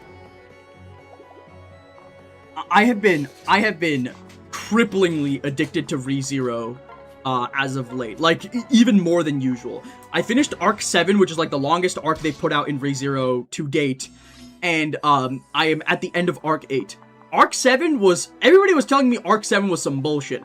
I'm sorry to tell you, you don't know anything about anything. This is like the people that complain about Arc 7 of ReZero are the same kind of people that complain about fucking, how Attack on Titan got worse post-time skip. You don't know anything about anything, so stop saying the shit and stop embarrassing yourself, okay? You hold no value in the marketplace of ideas if you think that just because they decided to give us a significantly different cast for the first half of Arc 7. They bring all the characters back in the second half of Arc 7 too. Like, what the fuck are you talking about? It's not even that big of a deal. Jesus Christ. Anyways, my bitterness about how people act about Arc 7 aside, I have gotten also extremely addicted to Otto and Subaru as a ship in ReZero. I fucking love those goobers so much. I'm sorry, Nagatsuki is one of the most annoying bastards in human history, because like he will write the most romantic thing you've ever read in your life and go, yeah, no, these guys are straight. Let me read this out to you. This is an excerpt from I forget, Arc 7 or 8. When swinging at Abel as he tried to leave, what came to Subaru's mind was the memory of the time Otto had once punched him in a similar manner. Subaru, you're incredible, man. I could never be as smart as you. I'll never say that to his face, though. Since he would feel embarrassed and annoyed, he really did not wish to state so directly to that very person. The most he was willing to consider was that one day, once Otto was dying of old age, he would sit at the side of the bed and say, "To be honest, I thought you were incredible." If you were to really go through with it, he had faith that Otto, even in his dying moments, would retort with, "Then why have you been keeping it silent until now?" Anyhow, and then they just move on with the scene like nothing happened. What the fuck do you mean you're living a repressed repressed homosexuality lifestyle with Otto, and you're just like remarking on it as a side mention in a chapter? You can't put something like that. My heart can't take that.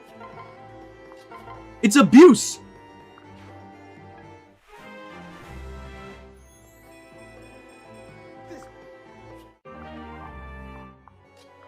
Even outside of the shipping, I love Otto so fucking much. Because, like, Otto is introduced as this, like, kind of annoying-ass guy.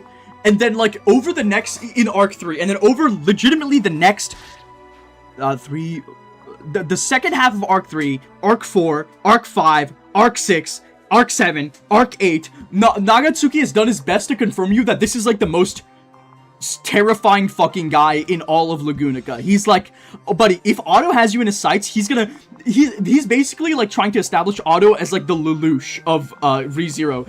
And I have to say, it's working very well. Like every single time, I love that in all of the side stories, in the main story, no matter what happens, there is never any doubt in the reader's mind that Otto is like the smartest guy in the army by an exponential degree. And I love that so much for him.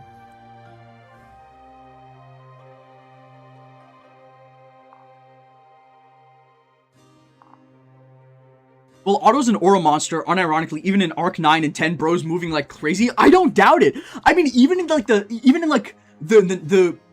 alt timeline side stories in ReZero, there's the author Nagatsuki puts out a bunch of alt timeline stories where like, oh, if Subaru fucked up and did this one thing, here's how the story would have gone. In a lot of the side stories, it's consistently established that Otto is that fucking guy. Like in the Gluttony side story, it takes place if Subaru like really fucks up hard in Arc 6, and what happens is Subaru pulls up and like basically Subaru becomes like a crazed murderer intent on killing everybody because that's a way that he can regain some degree of his self.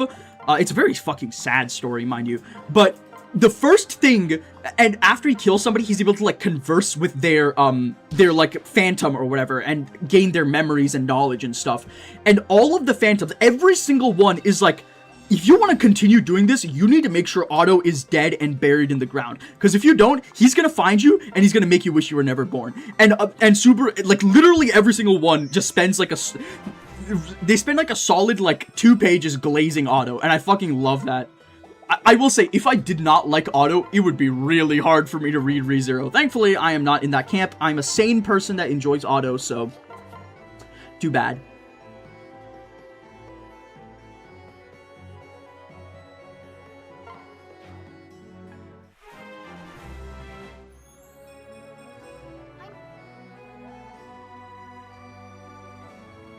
I enjoy AutoZone.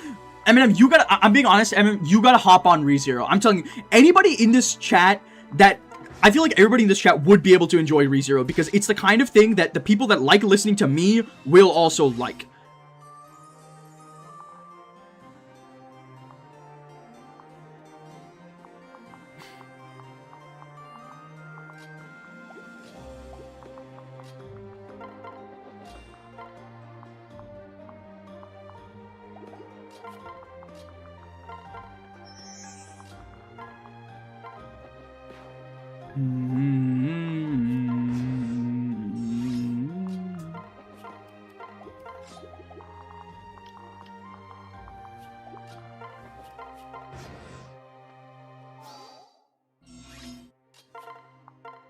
Kill him. Is it isekai? Yes, it is isekai. Listen, you need to understand, ReZero is not an isekai story that happens to be good. ReZero is a good story that happens to be isekai. That's what you need to understand. Also, it's fucking good. It's like the one isekai where I'm like, you need to not consider this as part of the genre at all.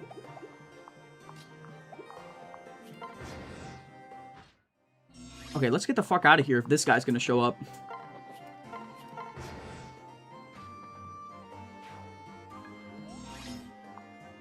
It is, I would say, it's one of those things where, like, ReZero definitely challenges the reader a lot.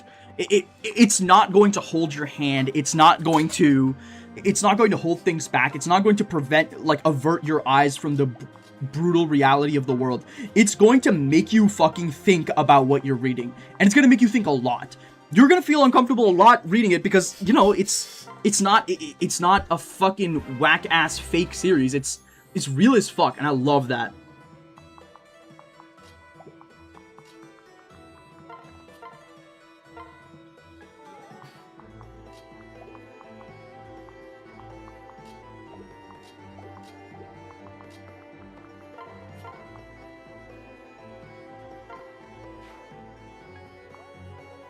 I like ReZero because Ram is awesome. Are you thinking of Ram or are you thinking of Rem? Because if you're pretty early into ReZero, I feel like you could have them mixed up. But if you're actually thinking of Ram, then more power to you. I like both of them.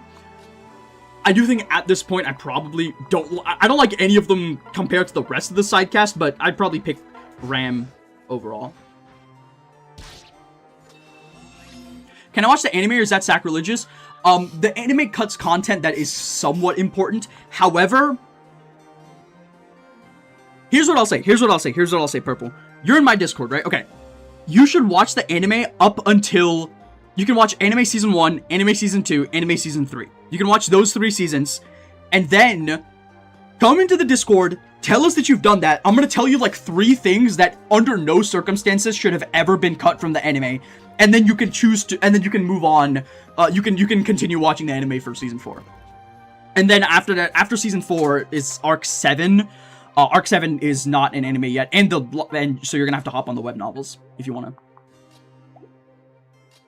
Arc 9 will be wild without them leaving in the talk in Arc 3. I can't believe that they just leave out the fact that Al's Al is probably isekai'd in season 1. That's like one of the few gripes I have with season 1. It's genuinely almost a perfect season of a TV show, but it not ending on who's Rem anyway, plus not including the part where not including the Al shit is just like, what the fuck are we talking about?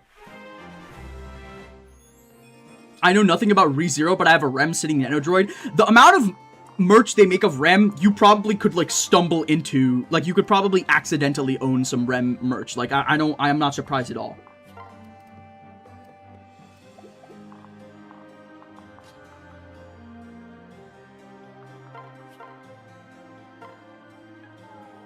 Something I was discussing in my server the other day, this is related to ReZero, but it's also related to another one of my recent fixations, Full Metal Demon Muramasa.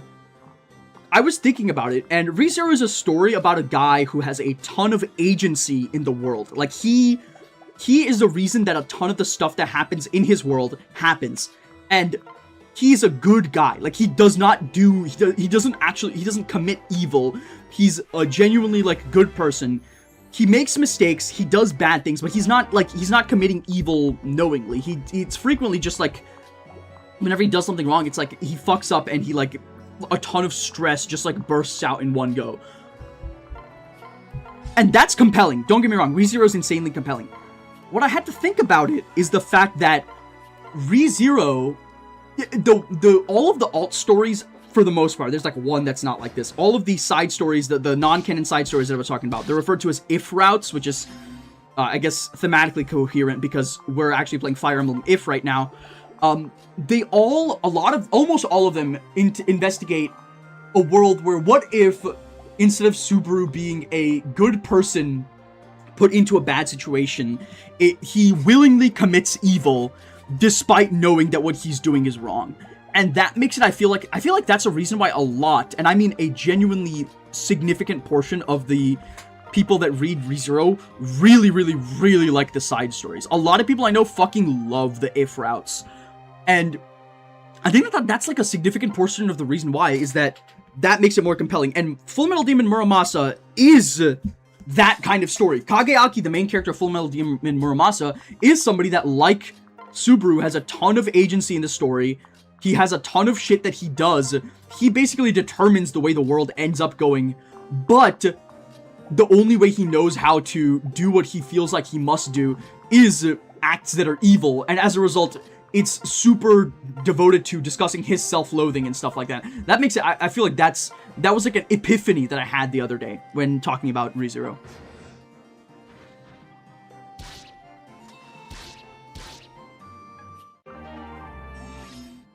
I'd say the if routes exist in a world where Subaru does not become a better person. I don't think it's outrageous to say that. Like, a lot of the routes come as a result of, like, stagnation in his character. Especially, like, Pride If and Sloth If. The Sloth is kind of like an outlier in the greater canon. Another thing that I feel like really helped elucidate that is that Nagatsuki has, I looked into this, and Nagatsuki has said that if Subaru was not in the plot of ReZero, the person who would be the main character is Heinkel. And for those who don't know, Heinkel is a character that's introduced in Arc 5 or Season 3, and he's genuinely a total fucking bastard. Like, he's such an, like, he's a broken man who is just subsisting off of what feels like just hatred. And I feel like that sort of made me realize that somebody that's willing to write that it's very Muramasa core. Greedif made me cry so hard, man, for real. I love Greedif. Anything with Echidna in it is just so much better than anything without her in it. Anyways, because partially because of ReZero, but partially because I realized I've just read, watched, and listened to a ton of shit this year, I'm going to probably be doing a tier list of everything I've done in the first half of this year. Like, so all the books I've read, all the anime I've seen. Where can I get the novels? Because I'm interested now. You can read them online at Witch Cult Translation. However, the prose is a little bit stilting. So you can also go to, like, I don't know, like Any Flip and look up the light novels. There's some translation errors in the light novels. Like, all the genuinely diehard ReZero fans will tell you, like, oh, the English translations of the light novels are dog shit. They're coping. The light novel translations are imperfect for sure. They're not as bad as anybody makes them out to be. Oh, did she just fucking die here? She doesn't die. Okay. But yeah, no, if you want to read it under any circumstances, you can hop on witchculttranslation.com and read it. ReZero is fucking long though. Like, it's like very, very long.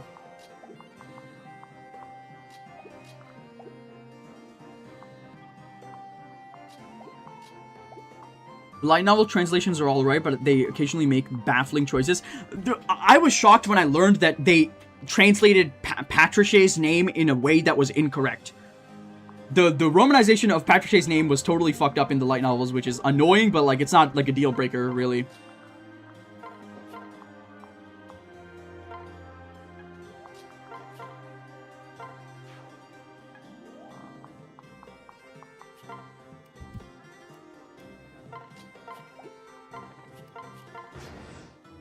Not One Piece long, though, surely. In terms of how long ReZero has been airing, or rather, how long ReZero has been written for, it's not longer than One Piece. In terms of character count, it is way bigger than One Piece. And if you include the side stories, holy fuck, it's out of the world. ReZero, at this point, is coming up on, like, approaching, like, it's like 40-ish volumes. But the anime is on, like, volume 23, so, you know, take that information, do with that information what you will.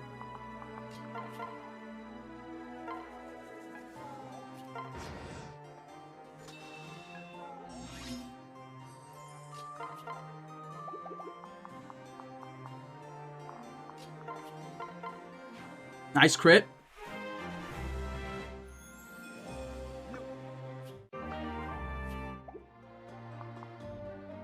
You'll think you've caught up and you'll find out that Tappei wrote a side story exclusive to a Japanese local chain store you haven't read. Tappei started putting out side stories on his fucking Twitter account, dog.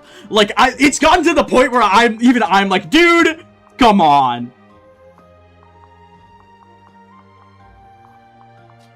Another reason I wanted to bring out ReZero is that ReZero actually takes a lot from When They Cry. And you know what else takes a lot from When They Cry is Deltarune. And, a lot of people I know, a lot of wonderful people and a lot of terrible people included. A lot of people I know are talking about how if you haven't read Homestuck, you can't read Deltarune, and you wouldn't understand Deltarune. Well, where are all those fuckers now? Because now we all know that it's not actually a ReZero. It's not actually an Umineko. Fucking hell, I fucked up the punchline. It's not actually based entirely on Homestuck. It's also based on When They Cry. So, where are all the Higurashi readers? I don't see you all reading Higurashi. All of the Homestuck people that said that Deltarune was ununderstandable unless you read Homestuck, they all left now because they realized they had to actually read something good for once in your life. Sad. Sorry, I can't with Homestuck, it's too white. Oh, me neither. But what I'm saying is that if you're gonna say that you can't understand Deltarune unless you've read Homestuck, you definitely can't understand Deltarune unless you've read Higurashi either. You could probably skip Umineko. You could probably get away with understanding it without reading Umineko. You cannot get away with understanding it without reading Higurashi.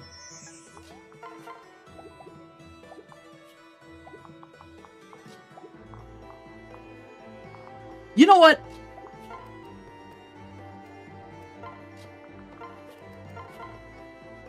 Just beat the fucking chapter. Okay, there we go.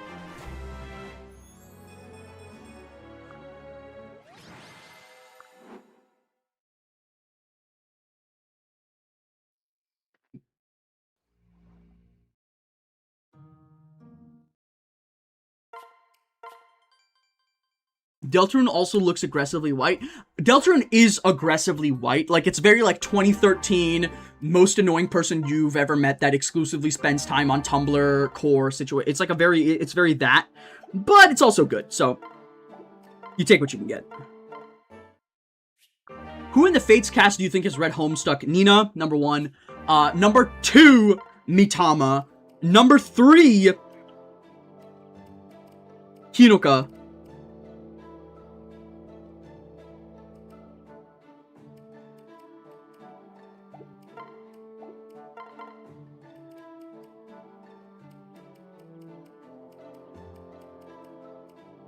Number 4, Laszlo. Laszlo definitely in there. Odin also definitely in there.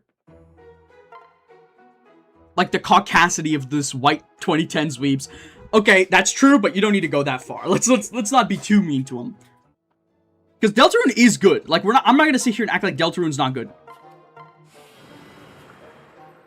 This is when I can feel like I can put my money where my mouth is. Oh my god, you did not need to do that. I really appreciate it. Thanks for stopping by.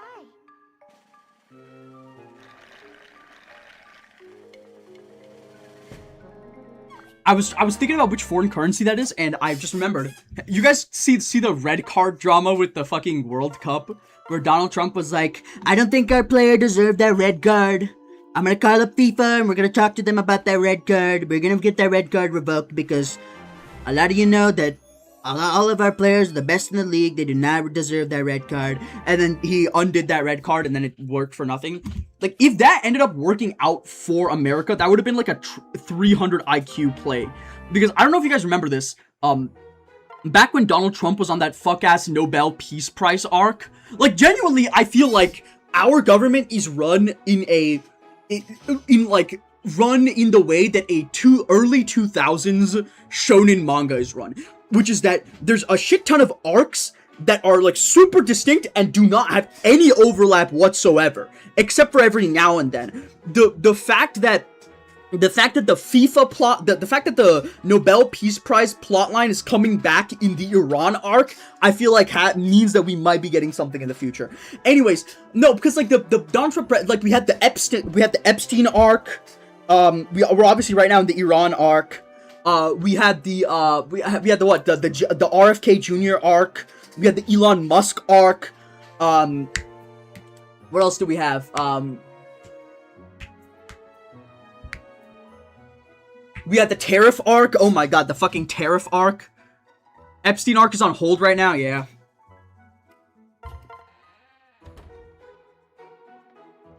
Well,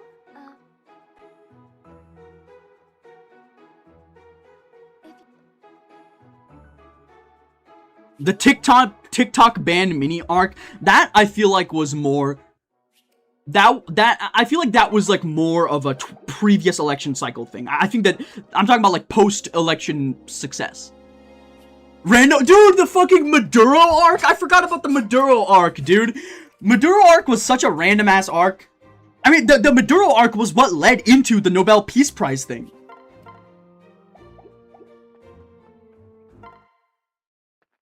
You may rely on me.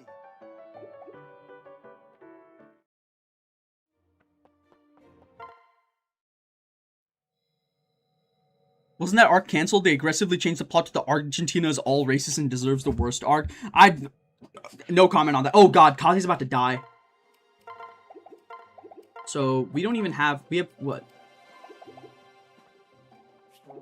Native Invasion 1.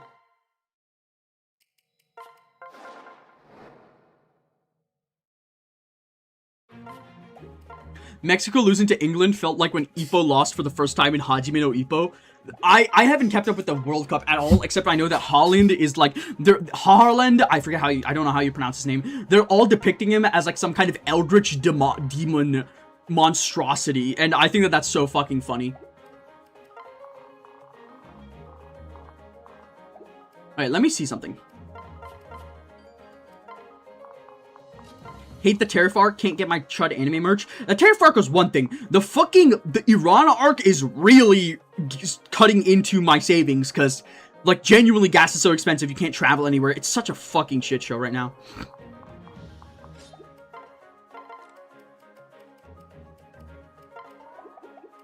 Okay, so we do have Tojiko Kaze's B support.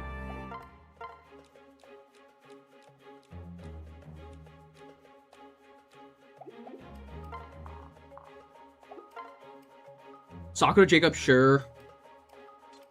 We definitely need Obito Azuma. We definitely need...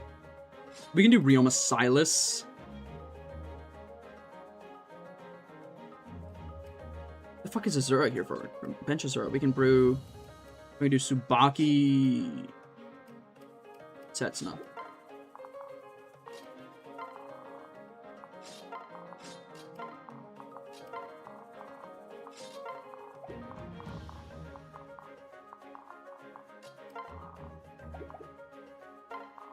The fuck is Oboro? Okay, here we go. Oboro onto you. We definitely need to get these guys their 6 combats.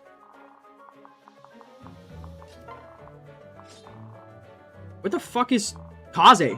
Oh, I didn't even deploy Kaze. Okay, we're gonna have to bench somebody for Kaze then. That's really annoying. So you are letting Kaze die? Oh, we're not. We're gonna be trying to get him. I think the math works out where I can get this to work.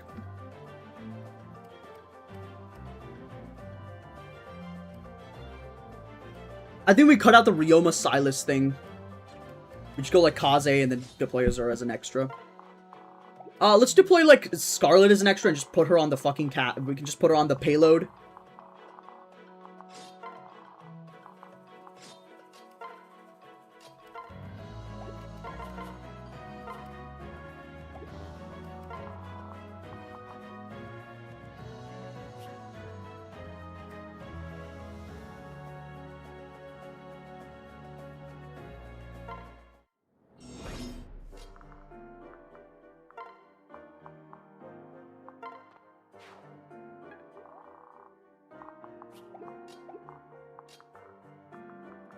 Let's just give this fucking kill to... Well, okay, hold up.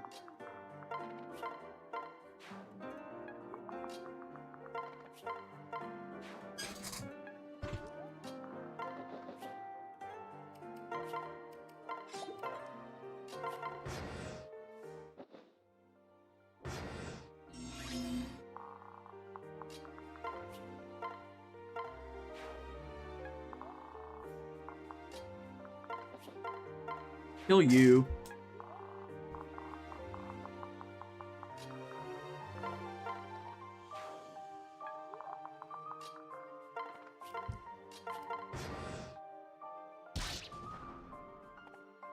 Nice.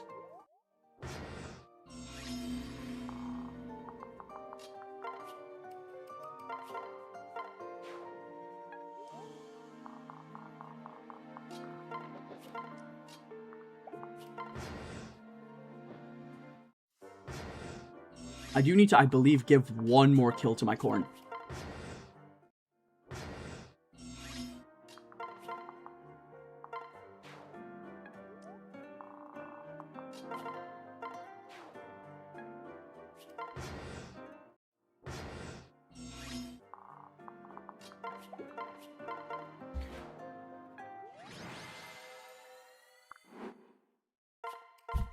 Give me a second.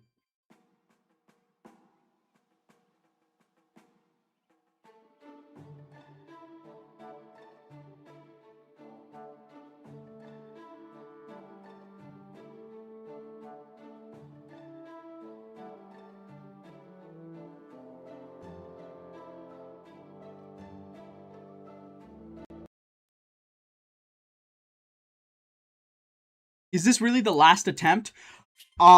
This is basically, well, out of necessity, yes. Because of Fortune's Weave's release date. Oh, thank God.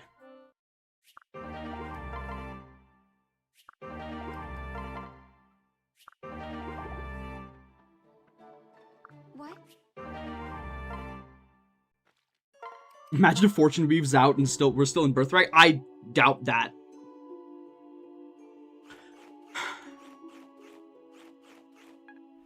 I don't know, I feel like, okay, who here's watched Code Geass?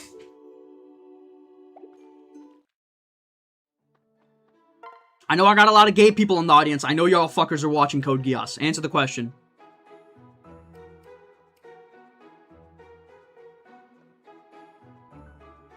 My back hurts, so yeah, I have. I don't know how that works out, but I have, but I don't remember a lot of it. All right.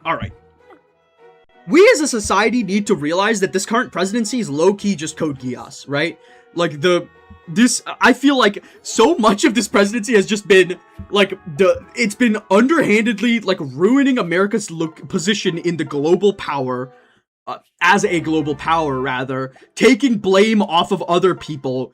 Like, I think that it's obviously that's not the truth, and it's just, like, him being an idiot.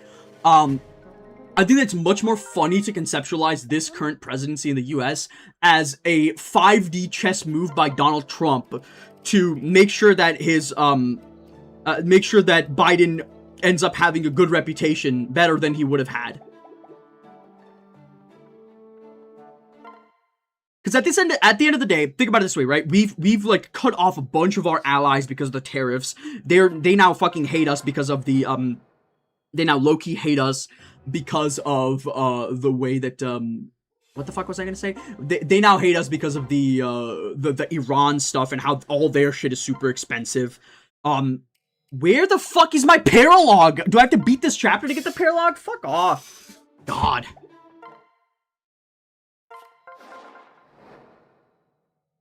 Is it because of the Joe Don Yaoi? I think it honestly is. I think Joe Biden is the Suzaku of the American political landscape right now.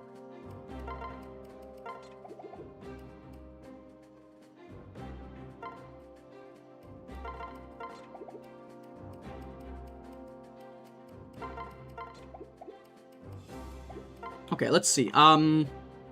So we are done with this bullshit, so we can do Kaze Corrin. We can work on Kaze Corrin. Silas, Kaze, Shawl. I mean, Ryoma Corrin. We can do this, so Silas, Kaze can start being worked on. Actually, you know what? No, because the unit that I would, yeah, okay. Do this, continue. Do this. We have 2 extra units here. Silas's Zura is not being... Oh, we can do the Silas Kaze shuffle with the Ryoma strat that we did last time. Mozu Saizo is unfortunately not... We do not have enough deployment slots to deploy it. We just have too many fucking units, dog. Like, straight up, we just have too many units. Let's get accuracy and defense. That's not what I wanted to do. I remember the whole thing they did with Euphemia had made me angry. That I will say that is one of those situations where I could understand why somebody would bounce off Code Geass at the end of Season 1. However, you need to think about it as like a Greek tragedy type situation. You know what I mean? Like it was predestined by fate that something that Lelouch would not be allowed to survive in the way that he was doing, and that he wouldn't be allowed by God or whatever to finish the struggle in Japan the way that he would have if Euphemia fully agreed. So that shit happened.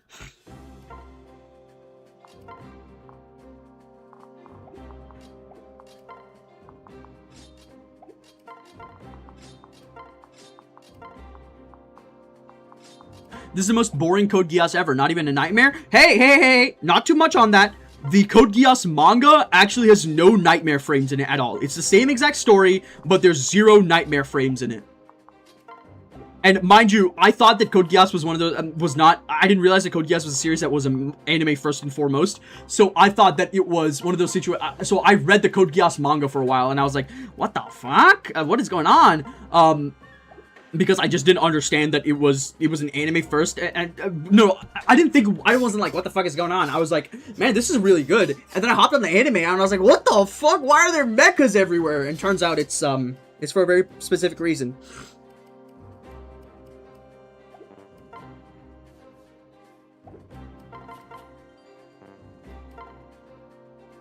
I don't know, man. Code Geass is mad funny as a plot. The best parts of Code Geass are the angsty yaoi. The second best parts of Code Geass are when it's a comedy series. Like all of the student count, all of the festival episodes are genuinely some of my favorite moments in Code Geass. I feel like we as a society have lost the art of making a series that's like designed to be fucking fun. That's, I hate to bring it back to this, that's another reason why I really value Full Metal Demon Muramasa.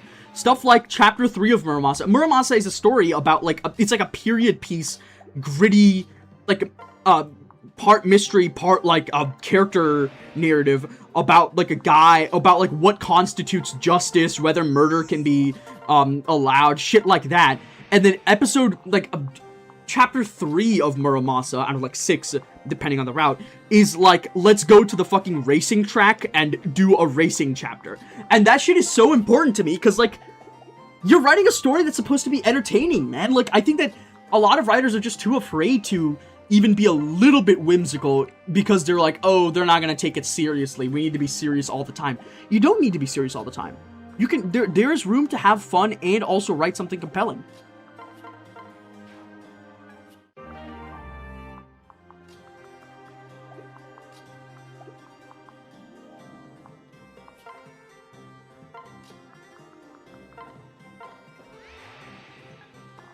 Now, not to say that I don't like series that are always serious. Like, Iron-Blooded Orphans, Gundam Iron-Blooded Orphans is almost always, like, insanely serious, but it's also very good, so I don't care.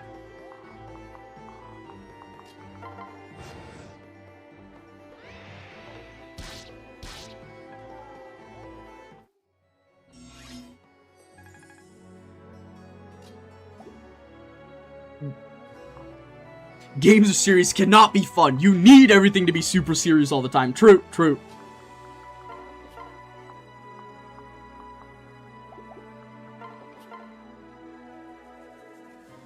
Wait, there aren't nightmares in the manga? Was it because they're too hard to draw? I think that just, the author was like, I don't think I can realistically draw nightmare frames. I just don't think it's within my wheelhouse. And they're like, fuck it, just do whatever. And honestly, the rest of the adaptation is fairly good.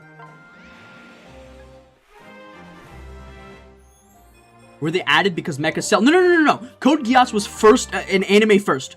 All of Sunrise's works are like, almost, I'm pretty sure, are anime before they were manga. So, like, they just adapted it, and then when they did that adaptation, they were like, we're not gonna put the fucking nightmare frames in.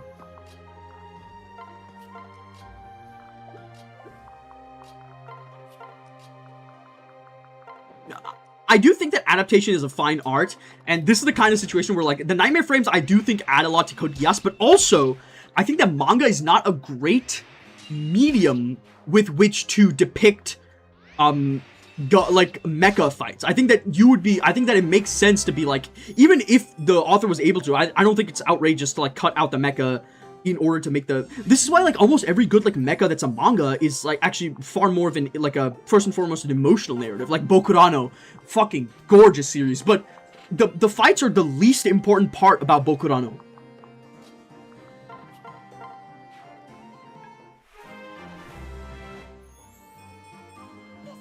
What if you try to be fun and the writer just isn't funny and you make JJK? A lot of people are gonna be mad about what you said, but that's fucking true, dude. That's fucking true.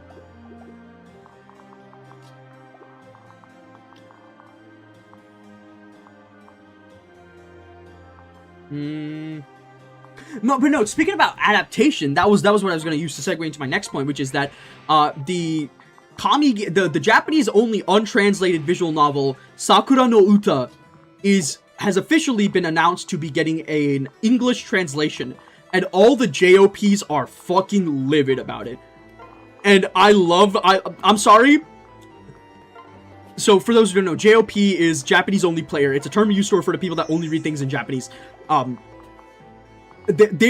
sorry, I love seeing annoying JOPs cry. Like, most people that I know that read in Japanese are, like, extremely normal people. But the ones that aren't are the worst fucking people on this planet, and the most annoying people you will ever have the misfortune to meet. And they get so mad when, like, they get mad over, like, the littlest things. They're like, oh my god, this series puts the names in reverse order. Like, they don't put the surname first, they put the surname second. The West has fallen. Like, are you fucking stupid? Genuinely, some of these people don't deserve to live. Anyways, I just think that it's really fucking funny that the JOP audience was like super mad that this thing that they'd been glazing for fucking years finally got a translation, and they were all like, they're now all whining because now they can't gatekeep it. I'm sorry. Anybody that feels like gatekeeping is genuinely a good thing needs to not be a part of a community. Like, yes, obviously, if you increase the size of your community, there's gonna be more annoying people in it. What the fuck are you talking about? Anime should have been gatekept. Do you realize how many of your favorite series only exist because anime and manga are bigger than they used to be? Like, what a dumbass fucking argument to have. And people that were like, oh, the thing that makes my blood boil the most about this kind of situation is when people will post like screenshots of a convention from like the year 2008 or something like that and be like, this is an anime convention from the year 2008 and this is that same anime convention now, and there's like 1/5 the number of people. Which one? And the crazy thing is, both of these have the same number of actual otaku in them. Buddy, they're both equally dog shit if they have you at them. Anybody that talks like you is so much worse than 100 LARPers. Like, I'm sorry, like, you need to be realistic about what gatekeeping actually does. Gatekeeping doesn't actually make the fandom better. It makes the fandom more fucking toxic is what it does. It makes the fandom more exclusionary. It makes it so that people aren't allowed to think freely about something that you read. Because if your idea doesn't conform with the popular thought, then you're ostracized. Gatekeeping is not... Like, if the only thing that gatekeeping did was make it so that only people that actually give a shit about what they're reading get in, are able to participate in the fandom, then that's a different topic entirely, but that's not what actually happens in gatekeeping. What happens when you establish a community that's really big about gatekeeping is that people that do care about what they're playing, but think about it in a way that's different than your fucking circle jerk fuckfest where you just glaze whatever exists in its current state without even trying to think about what could even be better. If you're not in that particular group, then you are treated like a non-human. That's what happens when gatekeeping actually exists.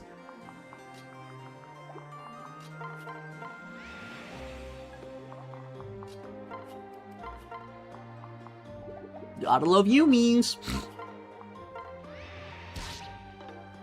Awesome.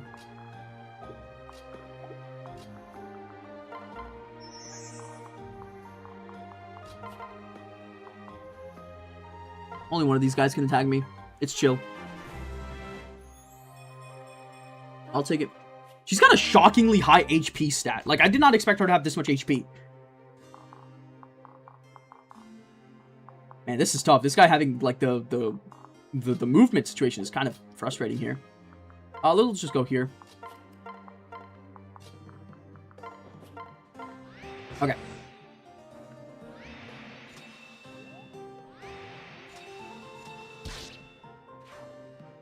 I agree with you, but I also disagree with you, only because I get really annoyed with people who call everything under the sun problematic. Nobody has been doing that since Woke 1, dog. I'm sorry, that's not true, Shrimp. Mozupog has the right idea in the sense that people that call everything problematic, regardless of whether it's actually interesting or not, are a blight upon the earth. However, what you need to understand is that those are actually not real fans, because they refuse to engage with something under like honest terms. They refuse to actually take it for what it is, and instead only perceive it through the frame of what they think it should be, to achieve some ridiculous sense of morality. That's a situation where you're allowed to bring out that you're not a real fan argument, because they're not a real fan. A real fan would actually think about the thing that they're reading, and not about some moralist utopia version of what they're reading where everything's all hunky-dory and shit. Like, no, that's actually not a real fan. Like, that's a person that's only there to, that's not going to actually provide anything to a fandom. You're allowed to read something and be like, I think that this part's not handled properly for the gravity of the situation. But if you see anything that's even slightly taboo and you go, Diddy Blood, media? Is this a Diddy Blood media? What the Sigma? Then, you are cattle and you should be, you will not survive the winter.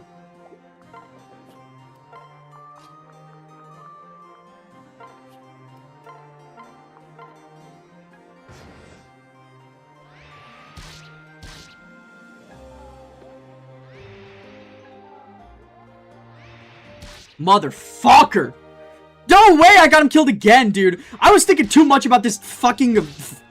I got too into it. It's fine. We still have Silas and Azura. It's just gonna be stupid.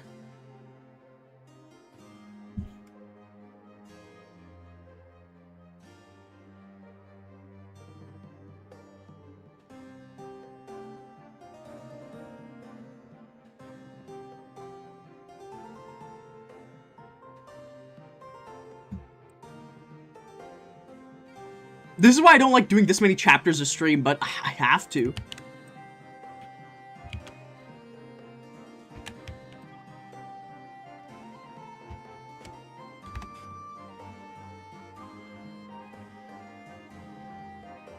I want to be able to foster good discussion with people, but in my experience, I've had a lot of issues with people finding to actually have discussion with it, which is why I find it to be an issue. No, that's fair.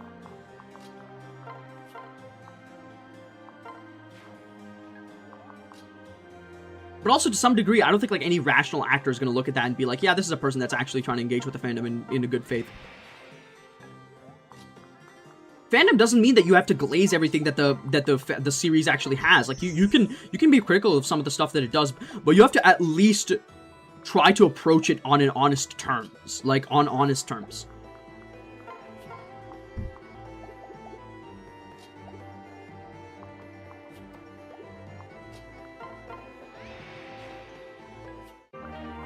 I will say there's some things that I feel like I'm like a little bit on the borderline on, which is where I'm like, I'm not sure if calling this bad is actually anti-art. Like, for example, in Danganronpa 2, Mikan Sumiki, in the first couple chapters, there's a couple of CGs where she's just like splayed out, and it's like supposed to be really fan servicey because she has this thing where she conveniently gets put into compromising poses. I'm not sure whether it's like anti-art to be like, this is fucking trash, dude. I think it's definitely always anti-art to see something like that and like totally refuse to even accept it as something, full stop.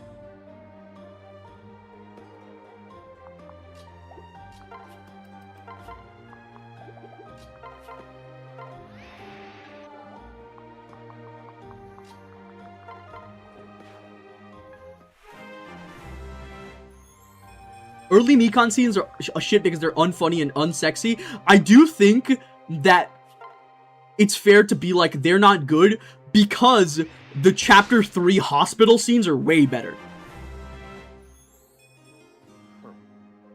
I know people that were like, why would anybody want to see Attack on Titan because of the similarities to the Holocaust? See, no, I have a friend that's like really anti-Attack on Titan because... And they have like an interesting take on it because they've watched all of they've read all of Attack on Titan, I think. But they're like, well, here's the thing, right?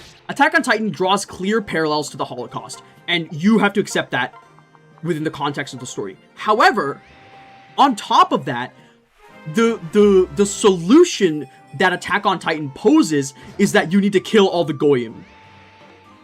And that, I feel like, is super harmful. I think Jacob could have died because I didn't realize that was a Wolf Segner. Nah, I have faith in my Jacob. I have faith in my Jacob. He would have lived. He would have lived. Looks like he would have lived, so you're all an idiot. Get this kill.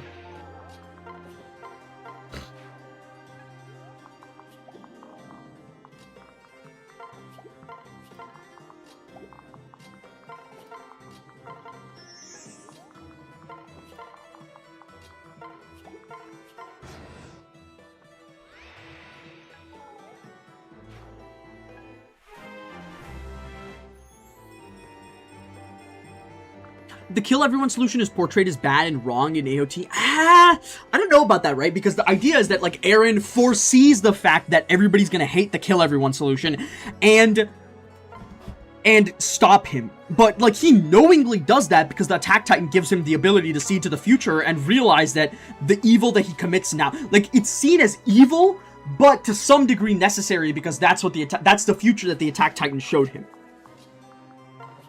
I think that a world where we try to write a part of Attack on Titan where we like show that just because the future Titan showed it to you doesn't mean that it's the way that it has to be, and that we can still strive for a better future.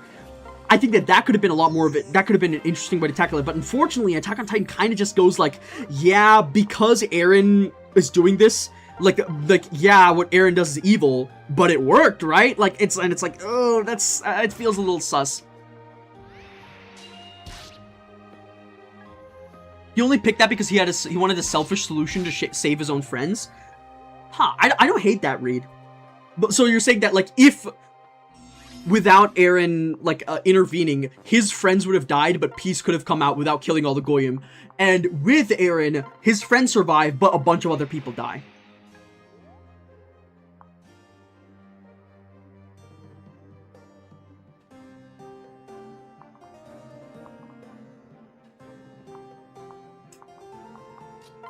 I feel like I would have to see some stuff to support that hypothesis, because I feel like the way that it's written, I didn't really get that impression, and I've read Attack on Titan like 3 times, so...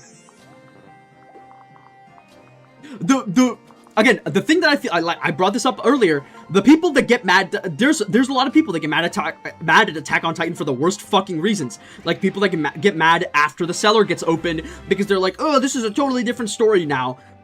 You're weak. I'm sorry, like, that's the kind of thing that you can't get mad at Attack on Titan for, because you're refusing to engage with it in honest terms. But I think that the point that my friend made, I think, is far more reasonable. Because it comes from a place of knowledge, a place of actually trying to read it for what it is, and coming to a conclusion based on that information.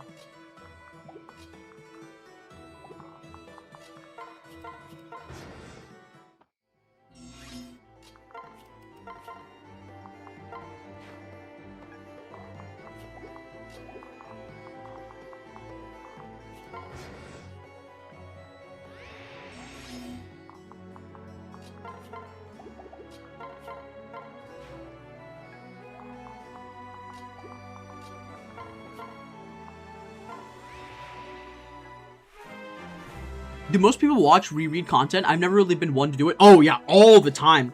Like, I think I've reread a significant amount of time. I will say I do often reread stuff because it's like, this is a monthly series that I totally forgot a bunch of shit that happened in.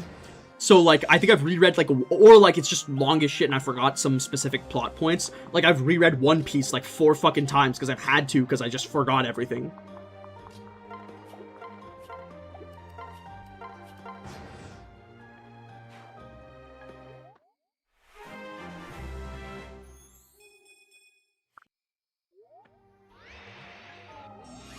I don't see Eren's character picking up that solution without being selfish, judging by the way he was before.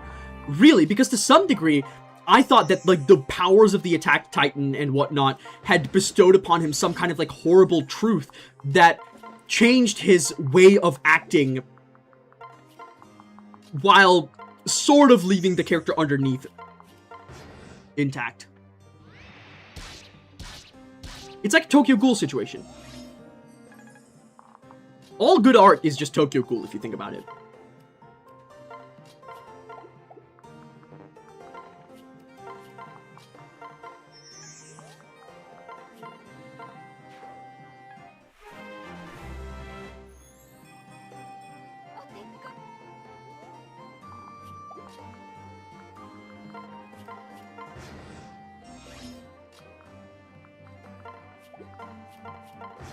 But yeah, no, I just feel like Attack on Titan is one of those series that's unfortunately nobody has ever been able to actually understand what the fuck it's about. There's a lot of people that are like, oh, we need an Eren Yeager in our worlds. No, you don't. He's a fucking monster for what he does in the second act of Attack on Titan. There's a lot of people that are like, Eren gets totally cucked in the second half of Attack on Titan. No, he doesn't. That's actually a perfectly logical extension of his character and what he does based on the information that he has available to him.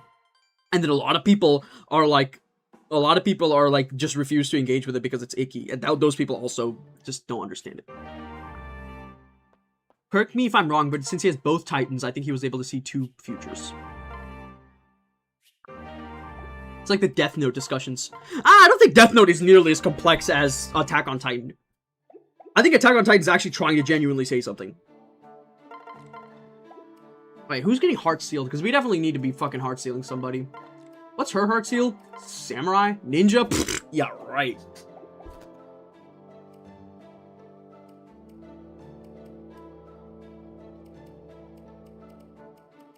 What size is Heart Seal? Is it the same as, yeah, it's the same as, Kaze. Edelgard did nothing wrong, daughter, or Aaron was done dirty, son. I think Aaron was done dirty, son would be easier to convince. Because I think that Aaron was done dirty, son, does not come from a position of, moral superiority. Whereas a lot of the Edelgard did nothing wrong people are, like, genuinely think that anybody that opposes something from like a person that's not like ultimately privileged is a bigot to some degree. Like, and I'm not saying all of them. I think a lot of them are like, yeah, no, she makes a lot of mistakes, but I think that ultimately what she wanted to do was good for Fodlan. People that have that take, I'm like, yeah, no, that's a pretty fair read of the story. But the people that are genuinely blinded by it are really hard to interface with. Let's fucking promote Silas. Why is my Silas so strength screwed? Look at this guy.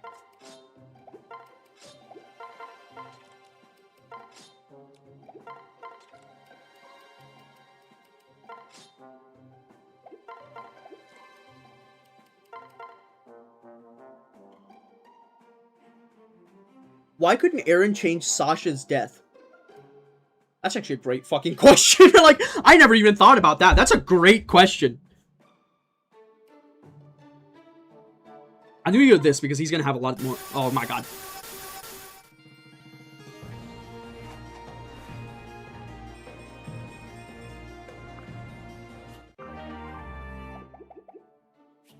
I watched Red, Delicious, and Dungeon. Is it that different? The manga is the adaptation is fairly reasonable, but I think that just like a lot of okay, here's what I'm saying. Delicious and Dungeon fits into a subgenre or style of manga that was pioneered in the Demon Slayer era of a series that actually knows what the fuck it's trying to do and gets to the goddamn point. And I think that if you exclusively watch the anime, you might find yourself being like, oh, this feels so fucking slow. So, you know, watch with your own risk. So, like, expect the manga to be a lot faster.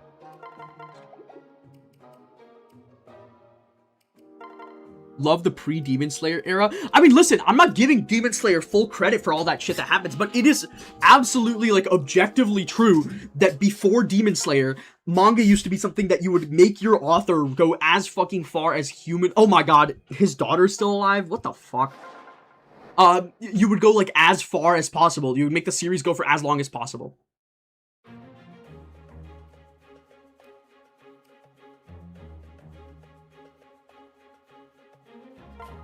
Oh, you finished the manga, but you finished the manga in one night? Kindred Spirits. I've done that so many fucking times. I remember staying up until 2 a.m. in the morning to read Goodnight Poon Poon for the first time. Very fascinating work there.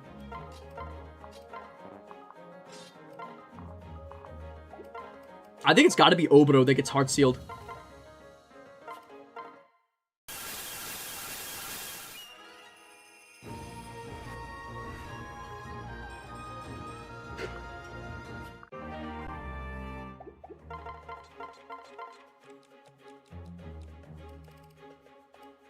So based on what people are saying in chat, I think that the most charitable read of Attack on Titan is the read where the future that Eren was shown was one of several possible futures, and he picked that one because it would keep his friends alive. But the least charitable view, and probably the view that actually happened, is that that the future was like set in stone, and that Eren was like complicit in what was going to happen, and he just decided to do it.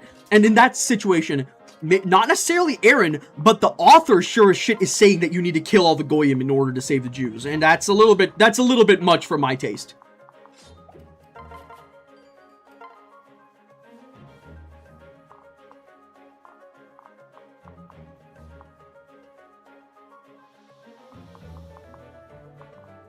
Man, imagine how Midori feels with her dad's fucking dead.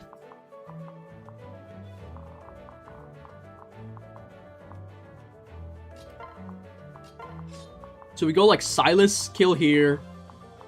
Azura, sing for him, kill somebody else, and then...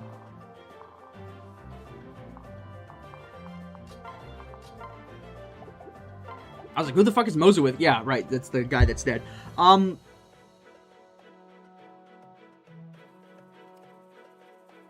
Wait, that's not true. Who the fuck is Mozu supposed to be pairing up with? Saizo? Oh, Saizo, we don't have deployment slots for him. Fair enough. We'll deploy Reyna then.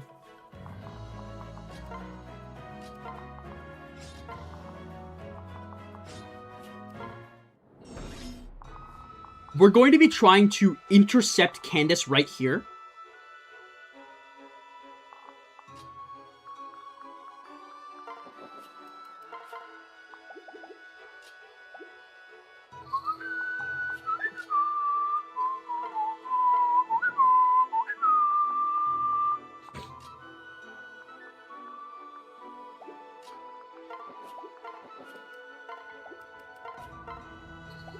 Motherfucker. That's going to be an annoying situation to deal with. Okay, let's do this.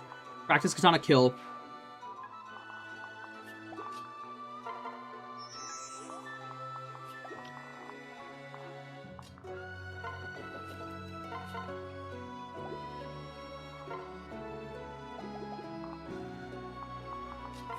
Do this Kodachi for the extra support point gain, and then we can go here, switch, and get this kill.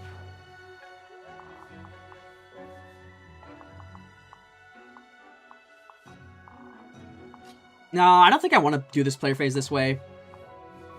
Yeah, let's do this player phase slightly differently. What I wouldn't give for another Fates game, man. Listen, ain't that the truth?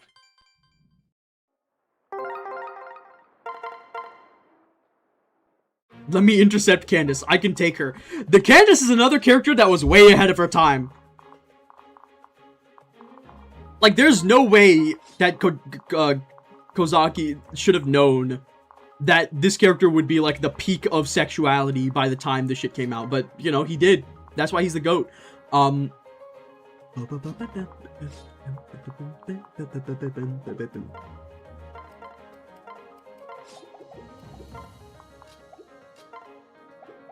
gonna do this. We're just gonna intercept. We're gonna do the same strat, except we're just gonna like do it less stupidly.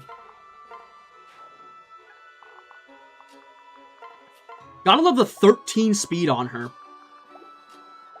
Really fun.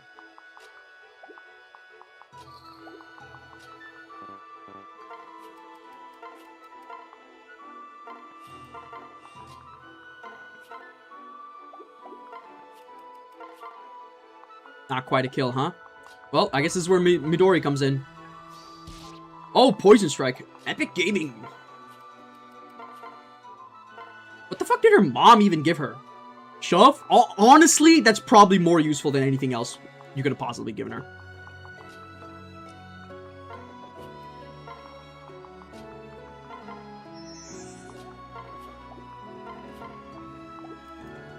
But back to the, just to end off the Sakura no Uta discussion, I'm glad that the translation is happening, and I hope that this gives us a good precedent for more of these games that are really old to get translated, because I really do want Western audiences to get, like, but also, I hope, I'm gonna say this right now, a lot of visual novel translations are really, really, really good. Really good.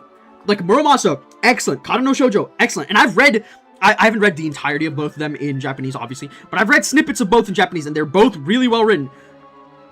As long as they keep the quality up, it's fine. And similarly, School Days, the eroge, is getting an English dub, which is shocking to me because I feel like that's just something that does not happen in the US. Like, we don't really have a lot of eroge.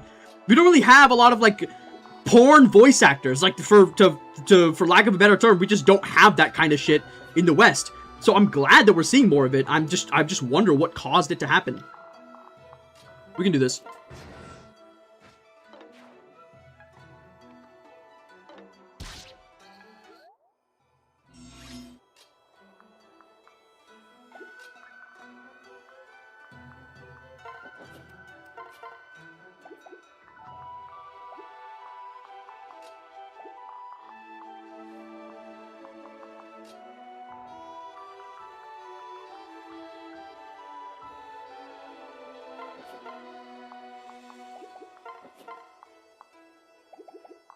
This guy's fat as shit. What the hell?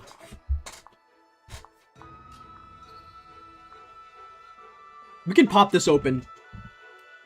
Yeah, I think this is a turn to pop this open. Well, who the hell are we gonna pop it open with, though?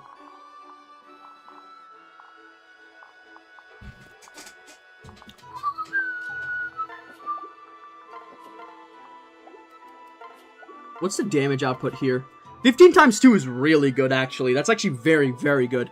So we can go pop the Dragon Main with Sakura.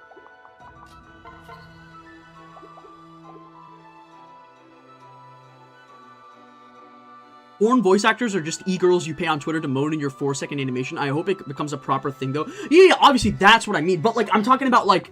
I'm talking about character... Like, voice acting... Like, we don't have, like, a Johnny Young Bosch of eroge in the West. Like, we just don't have that eroge voice actor tradition in the West, and I hope that this is like a signaling that we're able to start developing that. This is like a really good precedent, regardless of how you feel about school days or how you feel about visual novels in general. Like just in general, I feel like this is a good precedent to set.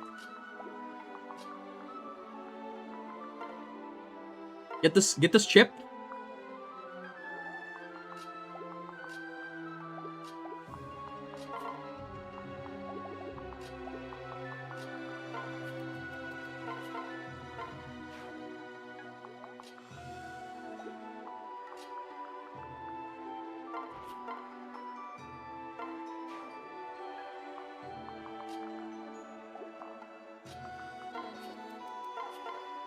That's definitely gonna kill. So let's go.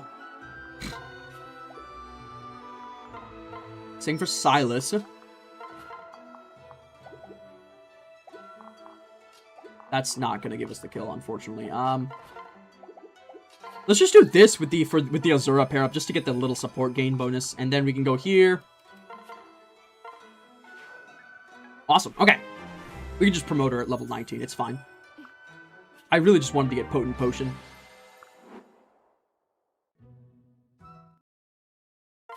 Get my goat Sean in the studio moaning a Yes! Yes! Yes! Okay, listen. Sean Chiplock, if you're out there, please voice eroge. You got a great voice for it, man. And I'm not even, like, being horny. Like, as a general, like, as somebody that likes listening to the English dubs, I think you do a fucking great job at it. I think there's a lot... Like, if we had a Muramasa English dub, he would do a great fucking Kageaki.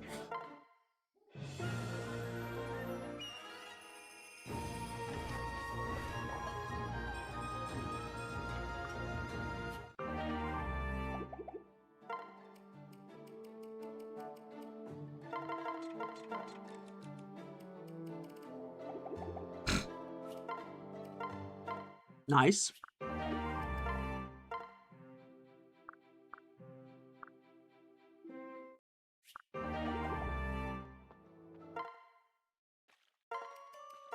He's low-key one of the only English VAs I have genuine respect for. I have a lot of respect for a lot of English VAs because I know that the job is not fucking easy. However, he's like really fucking good at it.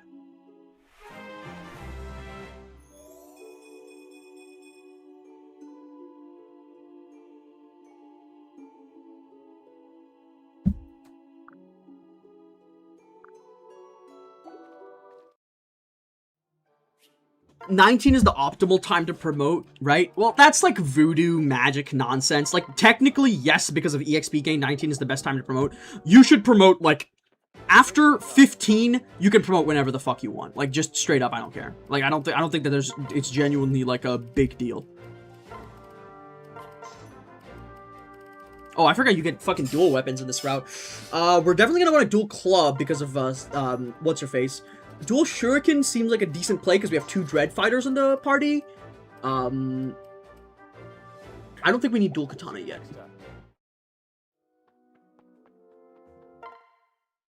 Ah, you're back.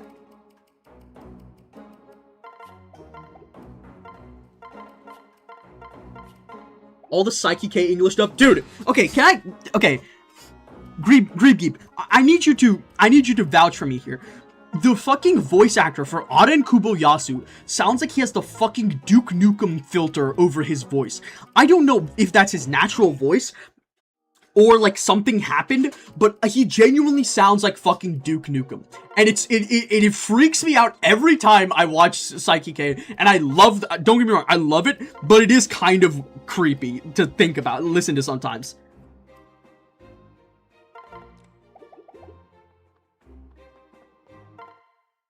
Oh, see? Take your time.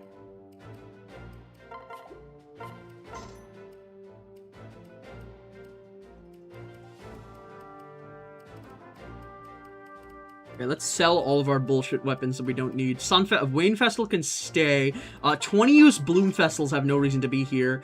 Illusory Yumi can go. Steel Yumi can go. Brass Yumi can stay, because I'm probably going to have somebody that's going to need to use it eventually.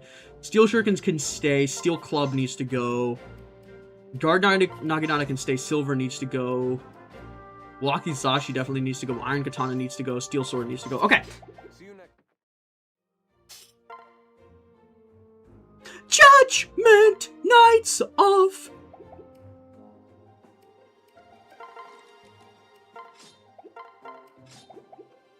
Now that you say that, I don't think I can unhear that.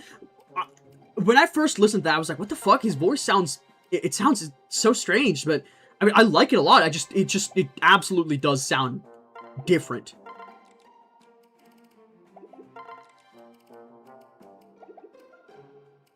Psyche K is one of those series where, like, it suffers, its greatest strength and its greatest weakness is that there's just a shit ton of characters. So, some would say far too many characters, and I would not necessarily begrudge them that point. Psyche K has, like, genuinely a fucking ridiculous number of characters in it, and not all of them get, like, a lot of screen time. That's what I like about, that branch of Japanese comedy, of the, like, the Gintama, the Gintama branch of comedy is fun, but I will say a lot of times it ends up suffering from that problem. You know what? Silas, take this arm scroll. Put the fucking brass katana in, grab the guard Naginata. Yeah, dude, this Silas is looking a lot better now. I think the best English dub voice performance is from Psyche's parents. They do a fucking great job.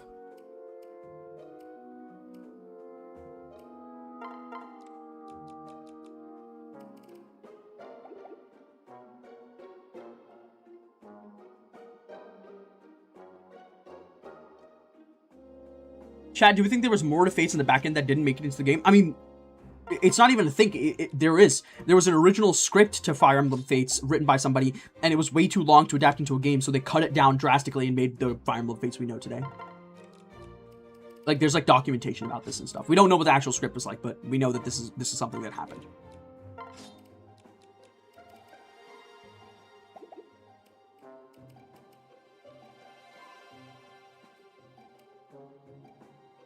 Yeah, bro wrote like 3 whole novels. I do think that it would...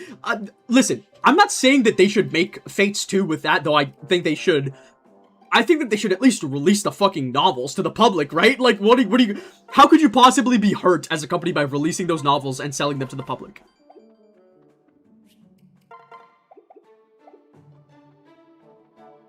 They're just sitting there. Yeah, I know, they're just fucking sitting there in Insys HQ. Makes no goddamn sense. We got the Daikon Radish.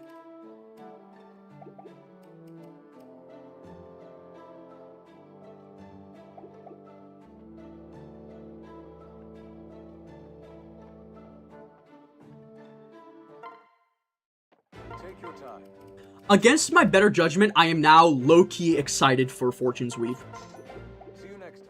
Like, I tried to keep my expectations low, but the more I think about it, the more I'm like, I think back to my first time playing 3 Houses at the very least. By Engage, I was like a lot more jaded than I am now. And every time I think back to it, I'm like, God damn, I had such a fucking good time playing that.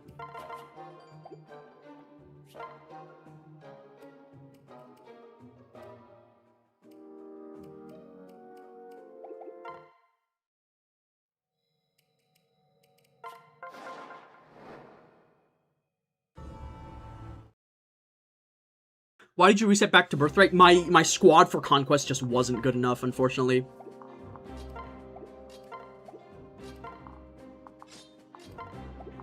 Thankfully, now I'm this far with... Well, I'm not gonna jinx it. I almost jinxed it. I'm not gonna jinx it.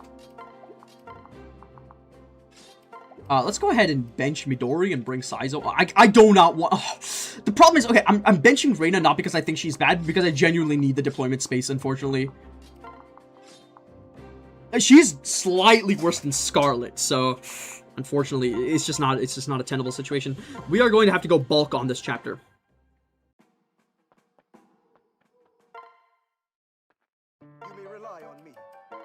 Honestly, give me Defraz. Like, I don't even need offense. I just need to be fat as shit.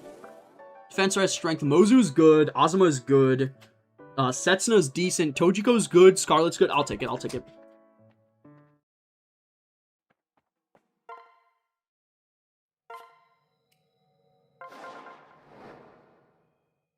Engage made me believe in the fact that Fire Emblem could have good map design, but it really, like, I really don't like the way Engage feels on a moment-to-moment basis. And I think that it kind of failed in its goal overall of, like, being an anniversary game that, like, represents the series as a whole. I do think, however, that these are all fixable problems in a new engine, and Fortune's Weaves is in the Three Houses engine, so, like, it's a fixable issue. I just hope they actually fucking fix it.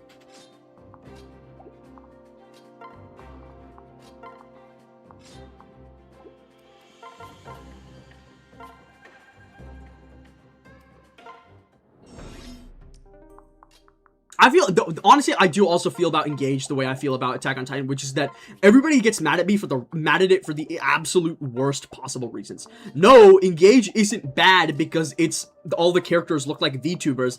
Engage is bad because it doesn't actually properly represent the Fire Emblem series as a whole. Like, that's what makes it bad.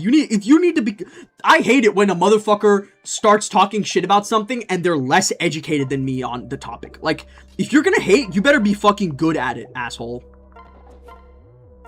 Do this. We're gonna be bulky enough for this.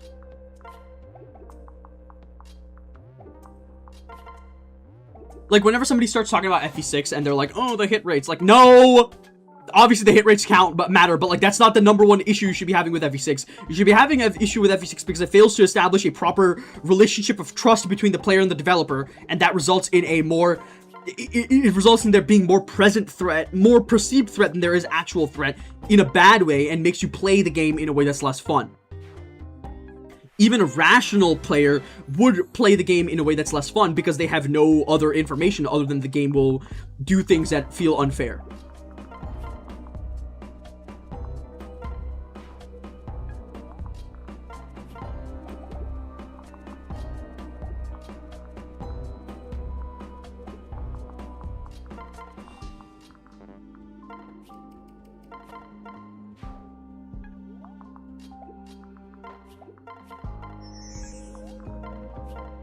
Kill him.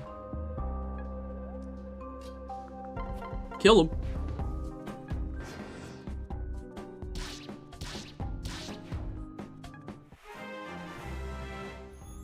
Oh, I feel like Setsuna might be in danger of suffering from success here. Oh, 108 damage. Yeah, that'll do it.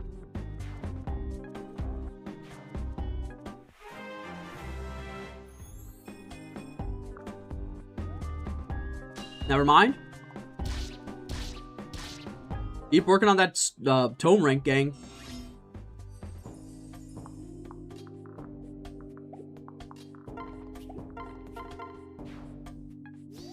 Skill tonic, love to see it.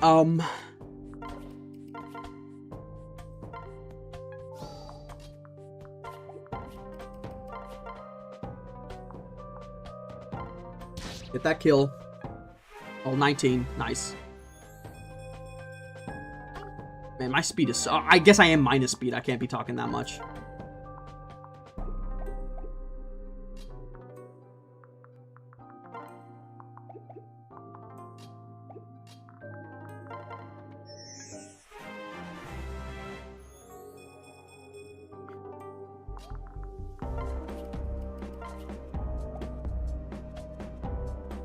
Let's do this.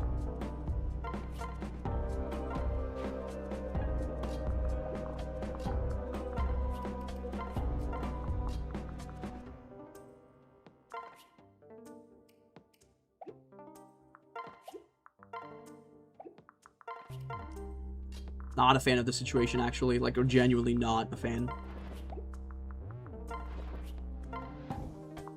Unfortunately, this is the only way I would have to do that, and I'd be left at 4 HP, so you're gonna have to separate out like this.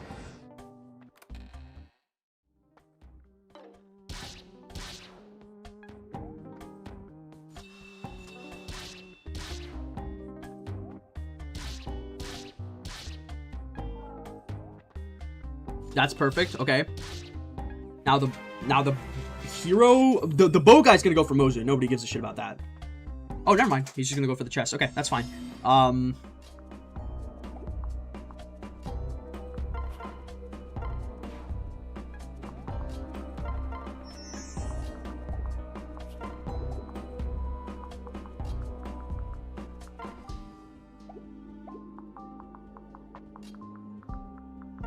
Get this kill.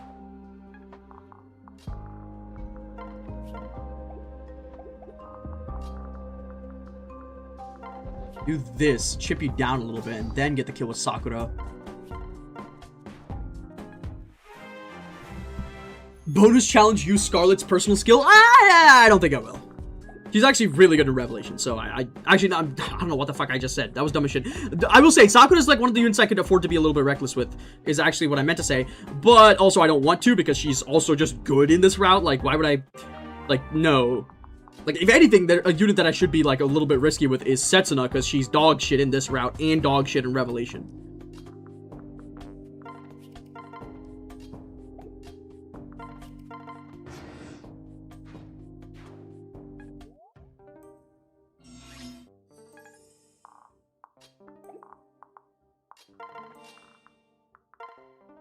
Get this kill.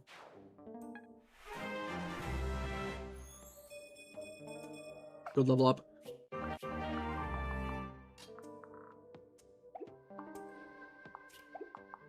Do this. Wait.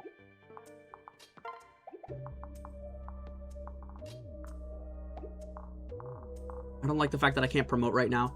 Let's do this, I guess.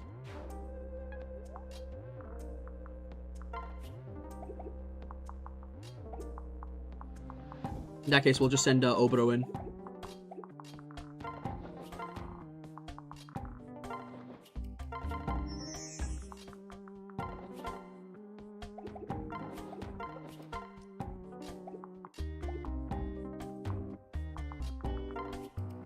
Cap speed, love to see that. Do not fucking discard it. Well, we're going into sniper because it's more aura. Engage is just DeviantArt FE. I think it's DeviantArt FE in both a good and a bad way. People say for better or for worse. Nah, this shit is for better and for worse.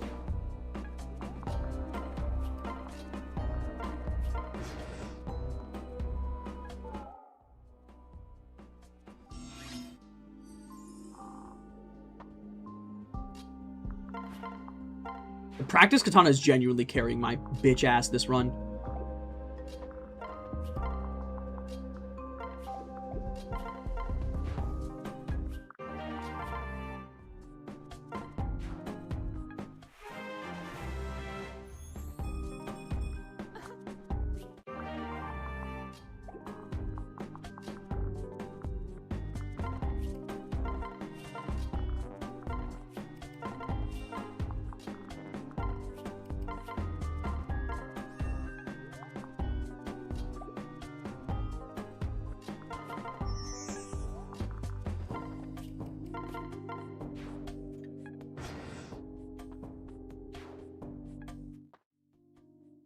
Okay, we're gonna go just try to get Corrin over there ASAP. Okay.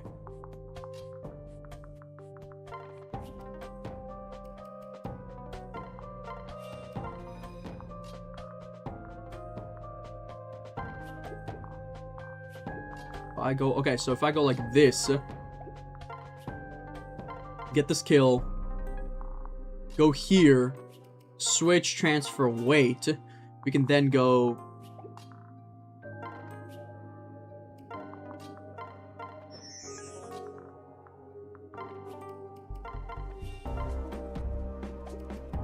Heal up Ryoma. Get this kill with you, and then we're good to go.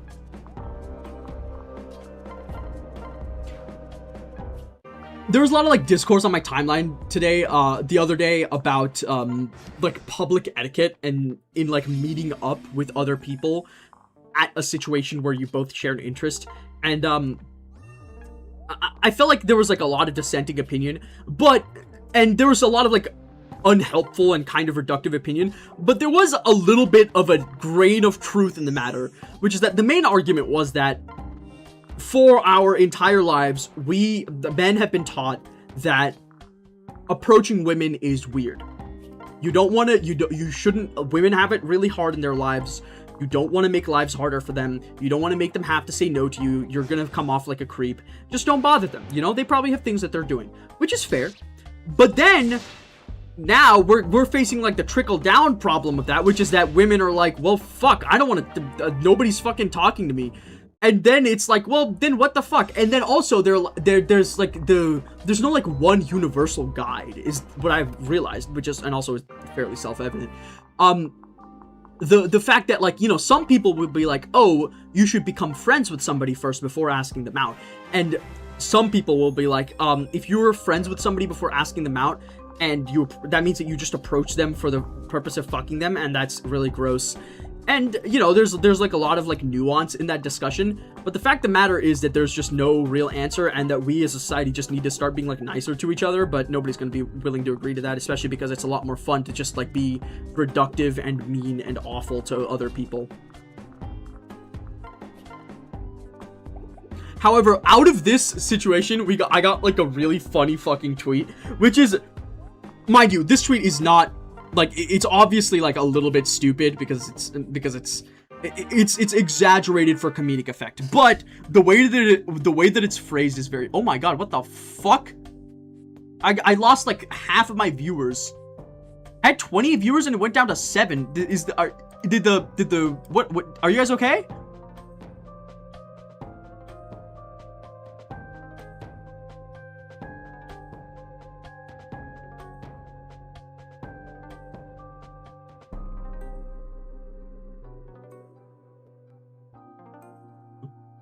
Okay, I think it was just probably a glitch then. Okay, no, but let me read this out loud. It's actually so fucking funny.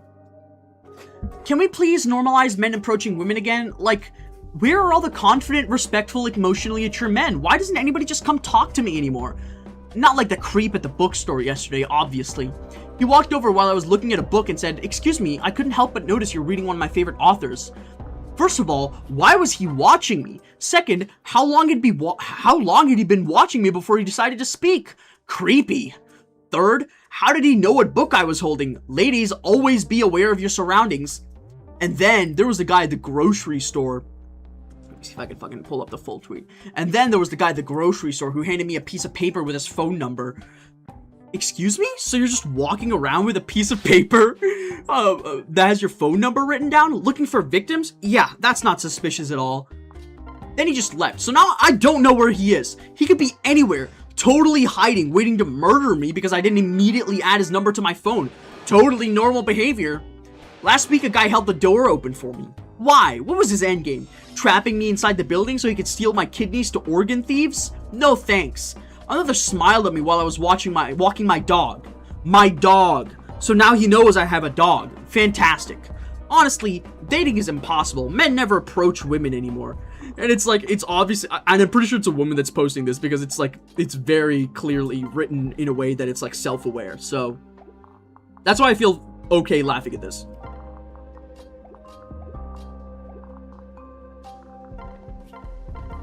It's not punching up or punching down, it's punching sideways.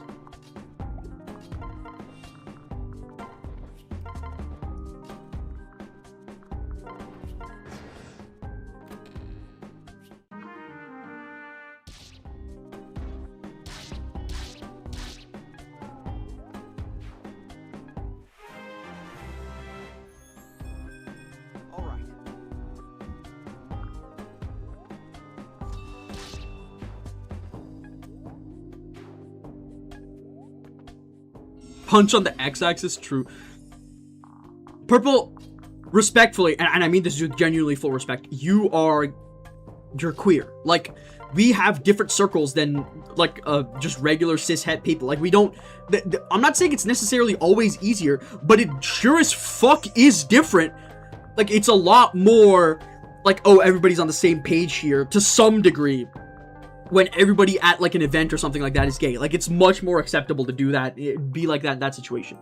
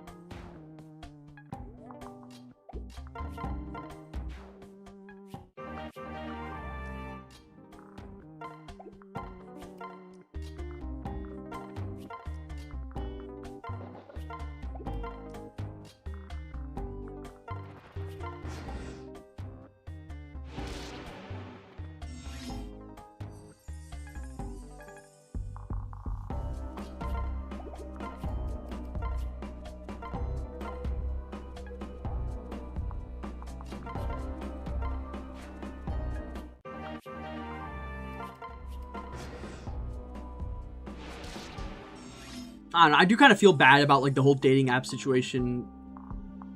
Like I said, like, a few streams ago, it's just, like, every single guy has to, like, deal with so much psychic damage from just being constantly, like, unpersoned and, like, not, like, you know, if you're not absolutely perfect, because the way the apps work is that the women have a ton of different options for who they want to date. So even, like, the lightest, it's like a Seinfeld situation, right? Where Jerry, he's much more willing to turn down women because he knows that he can just there'll always be another one. Whereas for a guy, like, you genuinely don't know whether there'll be another one. I'm kind of in that situation right now, too. I like one girlfriend last year, and I feel like I don't know if I'll ever have one again. And you do kind of have to come to terms with that. It's really difficult to do so, but you have to come to terms with it.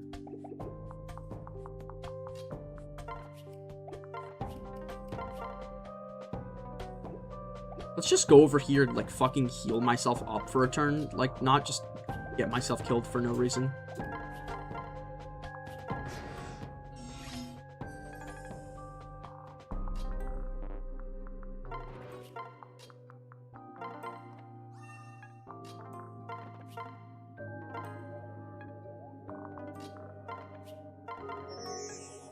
Lag, I'm sure you will. You're a good guy. With all due respect, even when I wasn't being a good guy, people told me that. So, and it didn't end up working out to any degree whatsoever then as well. So, like, listen, I think that I'm not saying that you're, like, a bad person for saying that. I'm just saying that it's kind of irresponsible. Like, if your friend is like say because they feel like super lonely and they don't know what they're doing in their lives, don't tell them you're sure they'll find someone. Say something say something a bit more honest that's not gonna, like, end up hurting them in the future, because, like, you know, like, a big part of this is that we've been fed the boomer lifestyle, where if you're 50 years old, you had 500,000 different advantages in the dating market that people nowadays don't have. And a large part of the frustration comes from the fact that those same advantages are not, because people don't have those advantages anymore, you don't get what you feel like you should have. It's the same thing with, like, the job market right now, because of AI making, like, every single job fucking awful to find. People that spent 4 years looking for spent 4 years getting a fucking degree for computer science back when it actually meant something, now have to reckon with the fact that it's actually, like, a Looney Tunes degree that doesn't mean anything.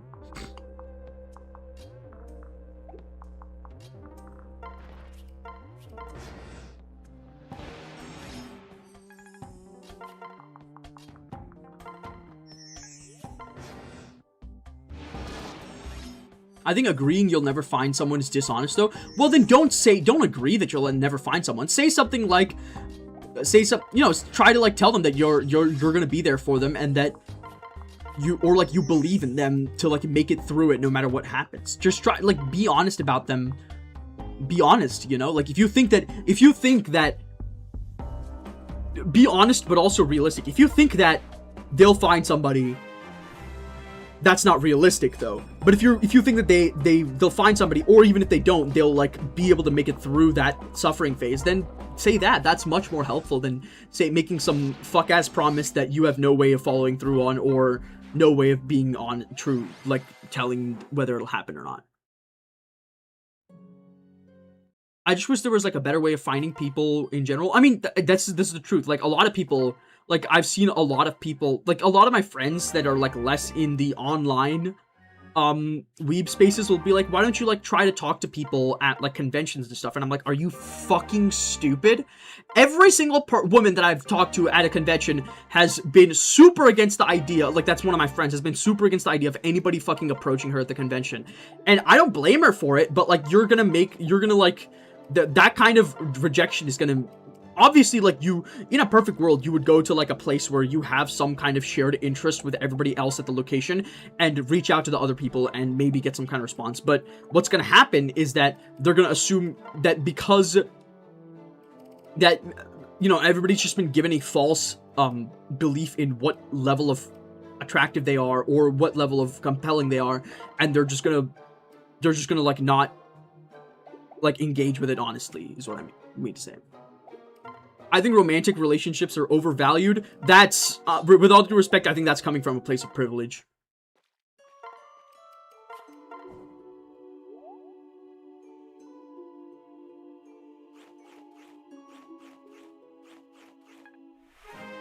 I do think that the elimination of the third space has become, like, has resulted in all this.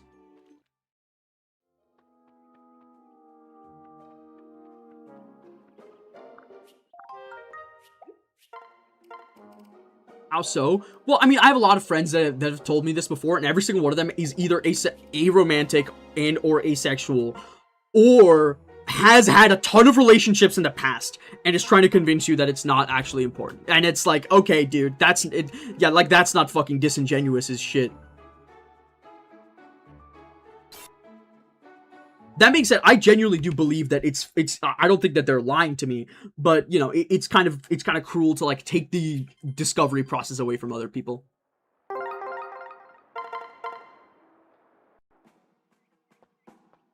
I think a lot of people want to experience the bad parts about relationships on their own too, like, and just being told that relationships are overrated. You know, like, it's not, it just feels sad, right? Because you can't tell them, like, you're trying to help them come to terms with the fact that they're going to forever be, like, unloved or some degree, or at least that's how it comes off. Like, I used to be in a much more worse mental situation when it came to this topic. I'm willing to talk about it now because I feel like I'm much more at peace with the situation now. But, like, it's just gonna come off as super unhelpful and reductive. Are you alternating chapters or doing a whole game at a time? I am not alternating chapters. I just quit Conquest because I felt like my squad was not going to be able to do it before Fortune's Weave came out, and now I'm at, like, chapter 18 with 2 units dead, so...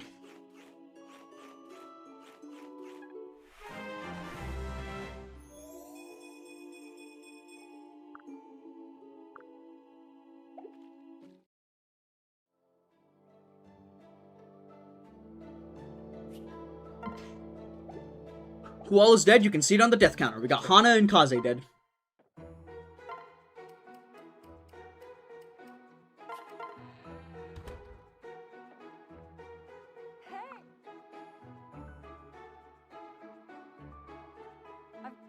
Would it be realistic to say that who you are now is not worthy of a good partner, and that you would need to undergo a deeper maturation before you could find someone truly compatible?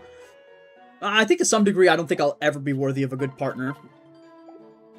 But that's just the way that my brain feels about it. Like, whether it's actually true, or whether it's just some form of, like, self-hatred that's speaking out in that situation, it's something for me to figure out on my own. Hey, buddy. Come back. you'll only get called creepy if you do it creepily. I don't think that's fair, because, like, okay, think about it this way, right? I hate to say it, but a lot of people, men and women both, are willing to let people that are hot get away with more. And for a lot of people, in a lot of situations, doing something creepily just means doing the same thing, but being more attractive while you're doing it. Like, I know a lot, and let's not, like, lie to each other about it. I think that I'm in the same exact boat where, like, if I saw somebody do so, like, I think that if somebody did something that felt a little bit creepy, that if somebody that I found more attractive did it instead, I would be much more willing to be okay with it. And, you know, it's something that I have to try to work on, but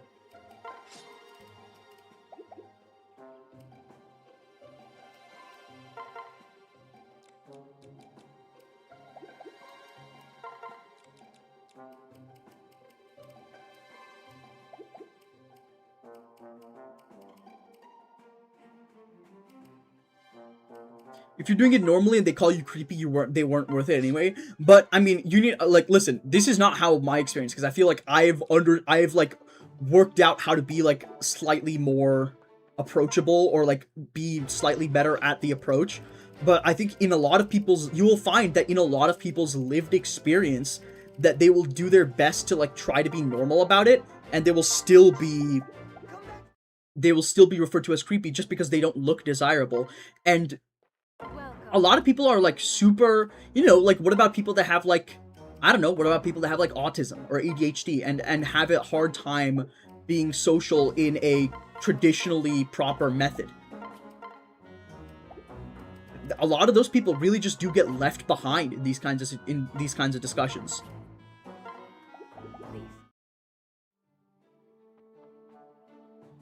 But you're 20, right? Do you think you could grow into an ideal version of yourself during the next 10 years? Do you want the real answer, or do you want the answer that you want to hear?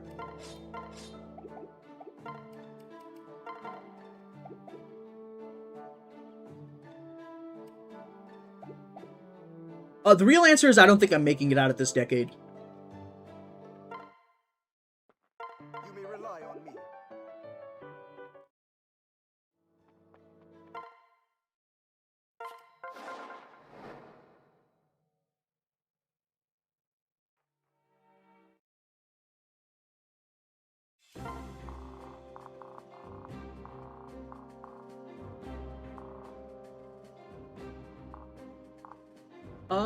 Man, that's a lot of fucking deployment slots. We're gonna actually be able to deploy everybody. Holy shit, what a concept. I could use a little fuel myself. Do this, spare up. What the fuck? Oh, like this. Corrin, you go like this, and then Scarlet is a free unit. Okay.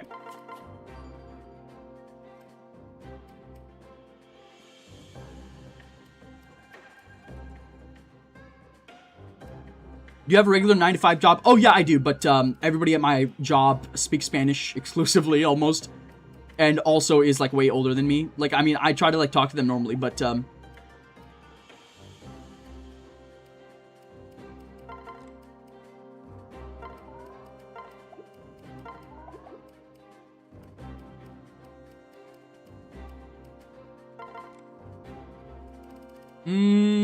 promote this guy, I think? Yeah, let's just promote this guy. I don't feel like it's gonna be worth keeping him around. Like, he's honestly just a backpack from Mozu. In that case, shouldn't we be going Mechanist then?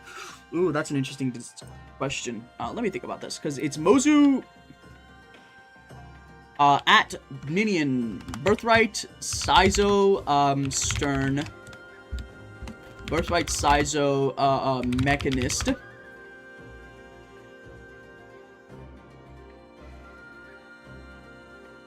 3 strength, 3 skill, 2 def, 2 res, 1 speed, 1. Like, I really don't hate that, but let me just make sure it's actually Mozu and Sizo that we're pairing together. It is, right? It is. Okay, so yeah, we put him into Mechanist then.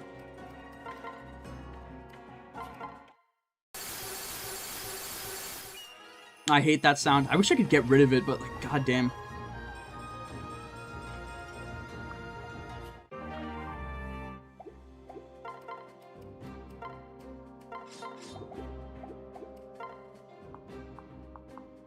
This looks a lot nicer, and also, like, when you switch over, he gets extra movement, so, like, that's good.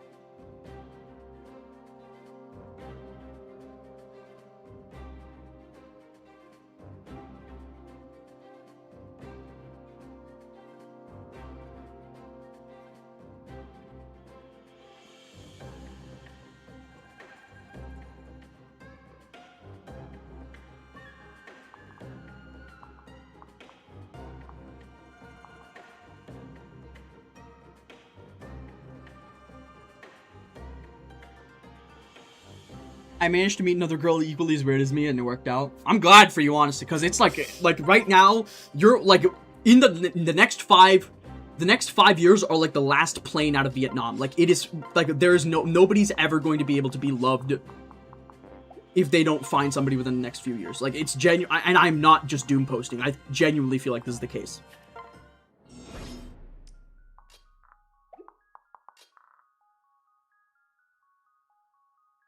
Untrue, my parents met at 30. Did they meet at 30 in the year 2026? They met at 30. I'm sorry, like your parents are never a good argument for this kind of situation, because your parents met in a world that is radically different than the world that we live in today. Which is fine. They're not like bad people for doing so, but there absolutely was a significant amount of privilege in that particular situation.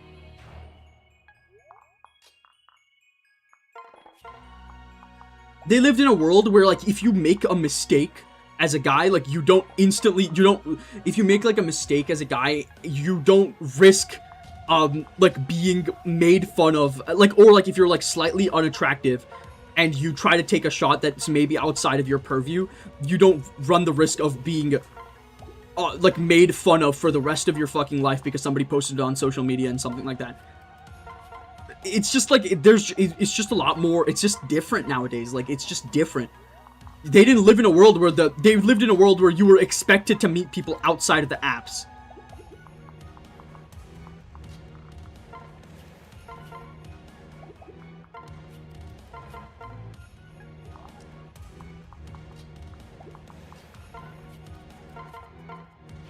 Thanks for the surefire, Yumi, bitch.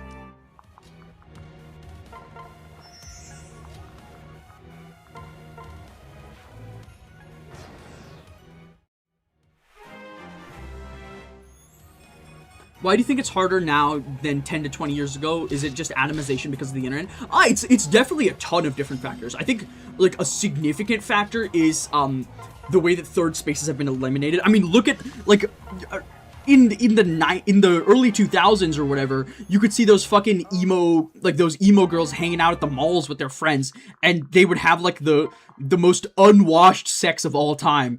That's just not a thing that exists anymore because every single mall is being fucking torn down. There's no third space anymore like that. COVID made everybody forget how to be fucking normal. Like, we forgot how to be human during COVID, and a lot of us just never remembered it. And even if we did remember it, some of the people that didn't necessarily forget how to be normal, but they never got a chance to learn how to be normal. Like, if you let's say you're 45 years old and COVID-19 happens, that's not nothing. You've lost a significant portion of your life. Like, that's like 4 years that you are never going to get back, that you're, like, having to live in a different way.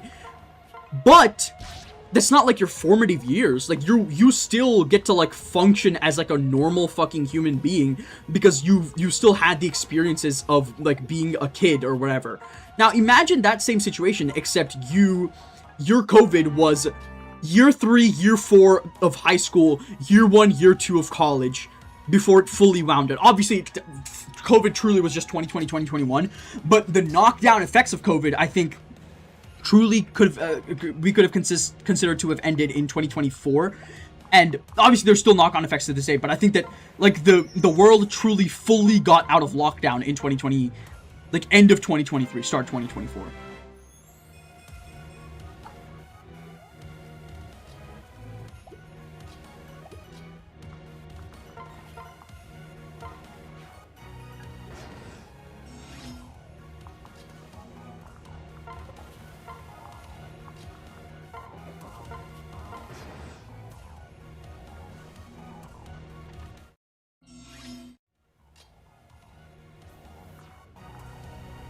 Frederick, I think that you underestimate my ability to...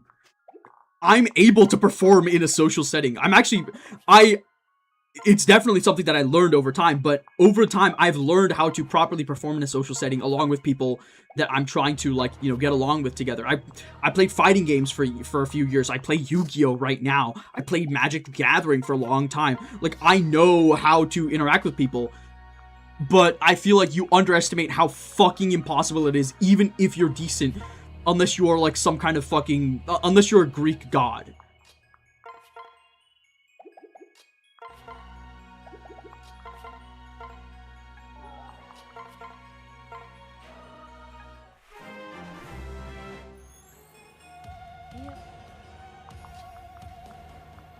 But I mean, like, the COVID thing really fucked with me because I was so used to just being isolated that in college, for instance, I didn't look into any clubs or anything like that I absolutely should have until my absolute last year after I tried to kill myself and I realized that I absolutely needed something. I needed some place where I could, like, talk to people and feel like I wasn't just, like, totally alone in the world. Obviously, I still felt insanely alone because, you know, that's just how things work. You can never truly be not alone, especially somebody like me. But you know, to some degree, like if I'd gotten into that stuff earlier on in my college time, then it would have been a lot better. But I didn't, because I just totally forgot what it was like to have a normal social life. And I think a lot of people around my age would absolutely agree with that concept.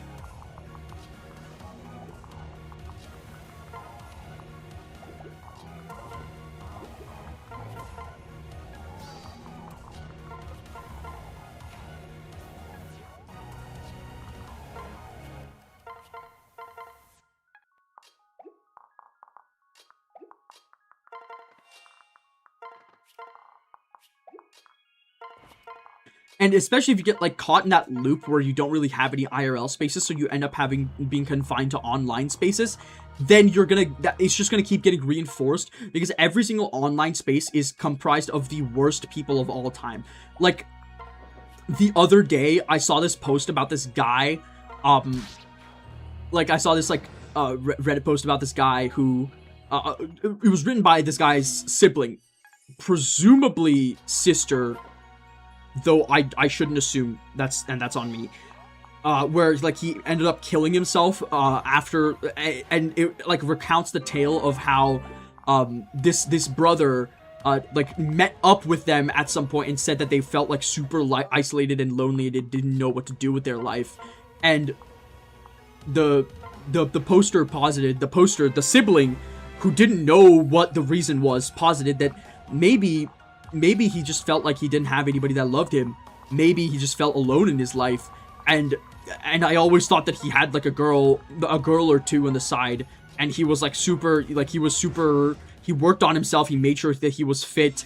And I always thought that he was, like, socially adept, but maybe that was really tearing him up. And every single reply was like, men have no real problems. This is such a nothing burger argument to get mad about. I can't believe you'd kill yourself over this. And it's like, I don't know, I just think that online spaces have made it okay for people to lose all of their fucking humanity, and that if you're stuck on, I'm not saying that that's actually how real people feel, because no real human would think that, but I think that people are a lot more willing to be mean online, and so if you don't have any IRL spaces, then it's just going to keep compounding, because all you're going to see is, like, the people that are awful.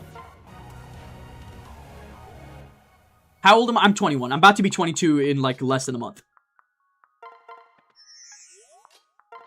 Manosphere, people say the same shit. It's horrible. The big difference in the Manosphere is that the Manosphere will tell you that, you're a pussy, but it will say that it's fixable. Whereas, the people that just have clearly been hurt by a guy in the past and are taking it out on every other guy, regardless of how involved they are in the same perpetuation cycle of, like, abuse, will just tell you that you I don't know, just are inherently undeserving of any kind of affection, which is a lot harder of a pill to swallow. So inevitably, they end up going towards the community that treats them like flawed humans instead of treating them like animals.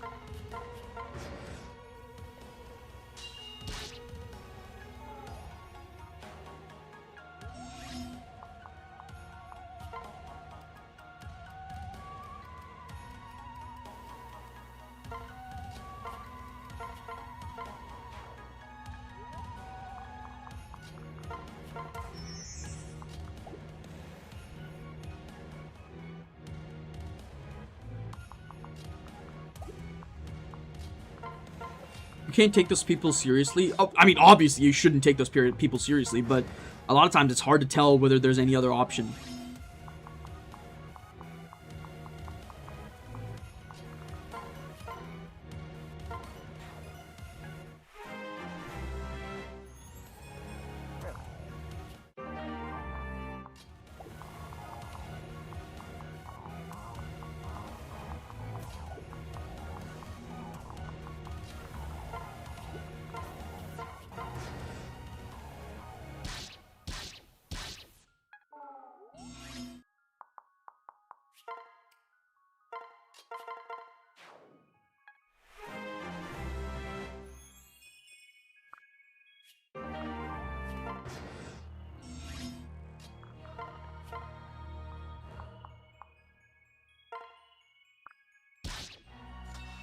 I shouldn't have done that. That's just going to end the chapter. Oh, well. Oh, it didn't end the chapter. Well, let's count ourselves thankful, I guess. Let's go here, do this, and then send Ryoma over to visit a village then.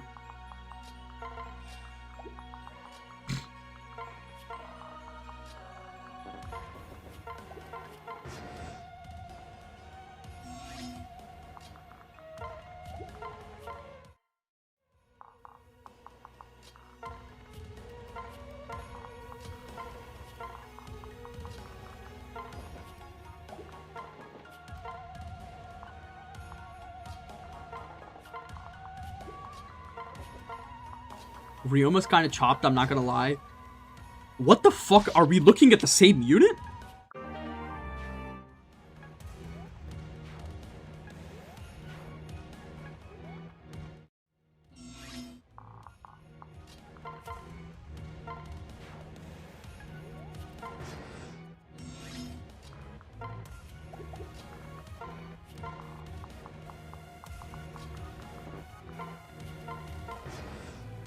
Looks wise, that's what I'm saying. Like, are we looking at the same guy?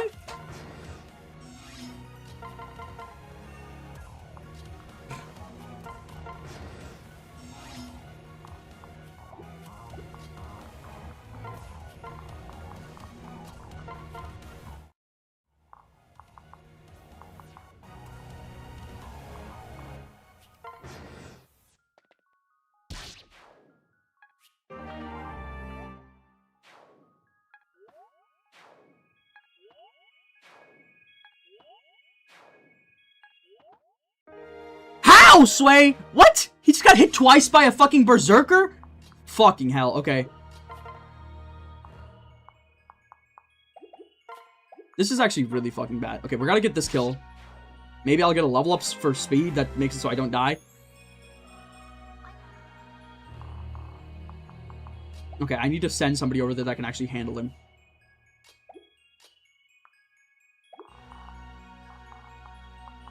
What's the speed stat on you? 20 speed?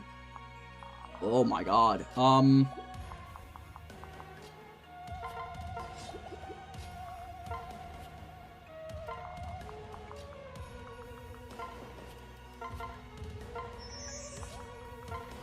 Okay, I just need to, like, not get crit here.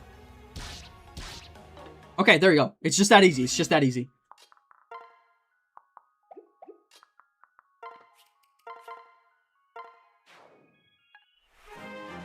I didn't think it was possible for Ryoma to die. Me neither, especially not to berserkers.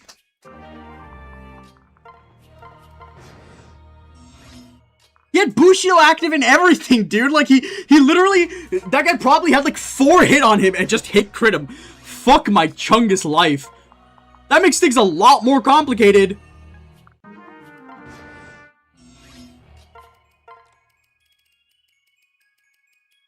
I'm gonna have to go to the fucking convoy to grab that shit. Well, I guess this is my hubris getting me down again. I'm gonna have to marry Hinata? Ugh!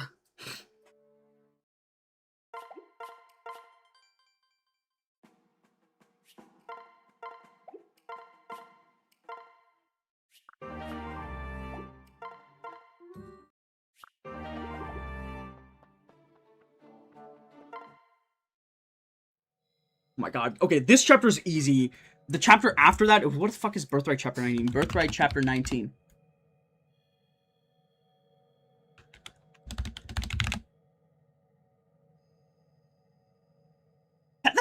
Path of Radiance. Birthright. Rainbow Stage. What's the objective of this map? Please say it's not route. It's route. Fuck! Okay, I did like 13, 14, 15, 16, 17. That's 5. I need to do 2 more.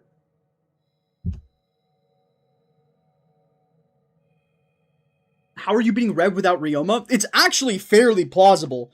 You have a ton of powerful... The thing that Ryoma gives you in Rev is a unit that has really good strength and also can double. Like, his strength stat is what his biggest selling point is in Rev. And we can make up for that with a bunch of different methods. It's a Birthright map? What did you expect? Well, no, because this map is a kill boss map.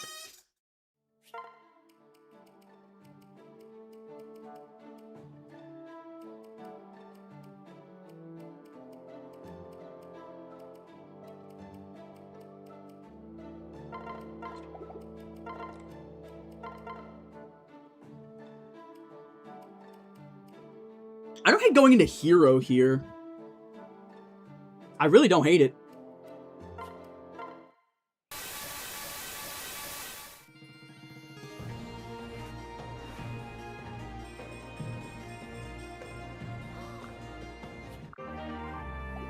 Yeah, you skip this chapter with Scarlet? Yeah, I mean, that's the way that we're going to be trying to do it. It's just that I don't know how exactly I'm going to... I guess we, like, put Ozma... I guess the idea is that we just give up the horse spirit on Odin. It's an unfortunate situation, but, like, we have to do it. Tsubaki is married, right? He married Setsuna. Okay, cool.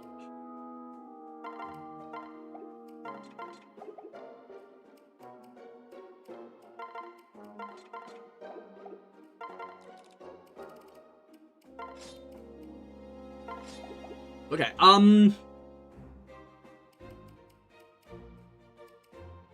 it's just gonna be move up max sing, move up max kill, right? Like that's the doesn't Scarlet die? She dies in Revelation.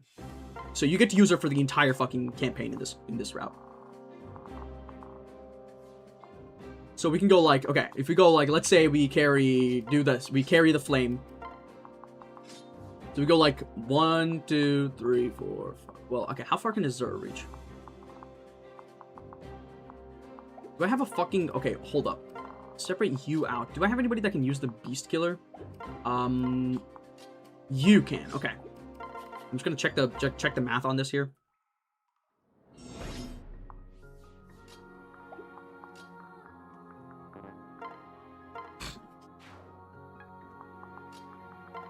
That's not what I wanted to do. That was a misinput.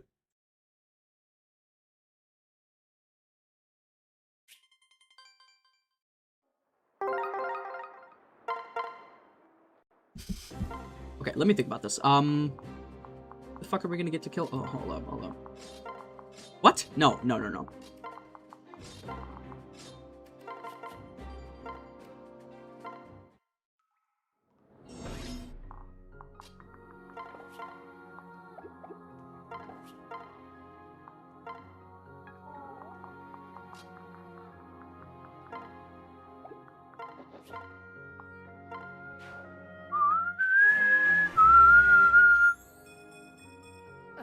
Great, level up. Okay,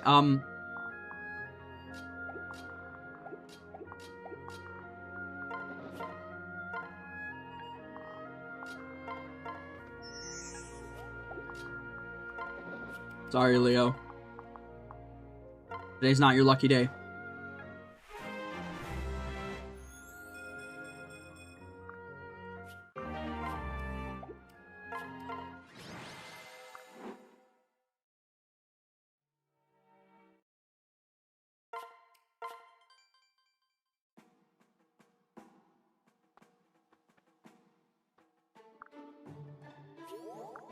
That'll help. I think I'm gonna have to do 2 streams a week.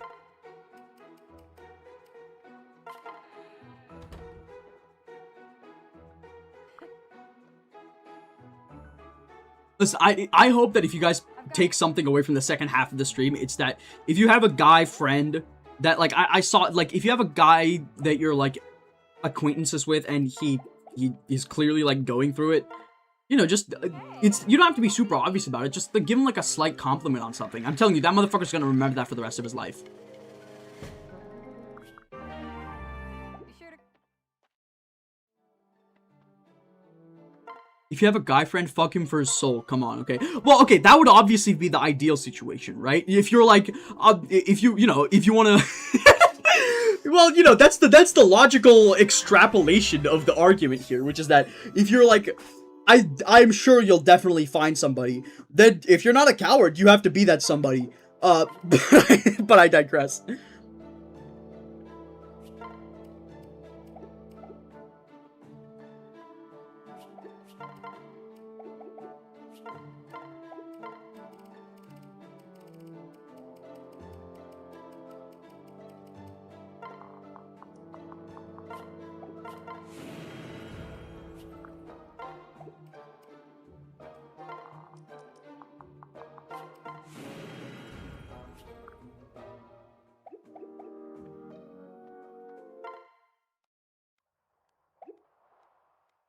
Low-key, the scary thing for ladies is that one compliment can instantly turn into the guy thinking they have a chance and then a really awkward turning him down later. That's the cost of doing business. I mean, you're showing compassion. Like, obviously, like, it's not easy to be compassionate. Like, you're gonna have to deal with that. The whole thing is so fucked. Yes, and the way to solve that is not to... I mean, again, this is like one of those things where, like, I mean, you're in your rights to never compliment a guy. Like, that's, like, totally within your... It is within your rights and responsibility to do that. But also, like, no fucking shit. Like, have you ever thought about how, like, painful it is? Like, you know, like, there's a lot of fucking painful shit about being a social person. You know, like, you're as... This is super gender essentialist, and I don't genuinely believe this down to its core, but to some degree I kind of believe it, which is that, you know, as a woman, you have abandoned the societal responsibility of dealing with the fucking awful, soul-destroying, frustrating pain that is being the person that has to initiate any romantic conversation. You don't have to, but, like, you could just, like, you know, give a compliment every now and then.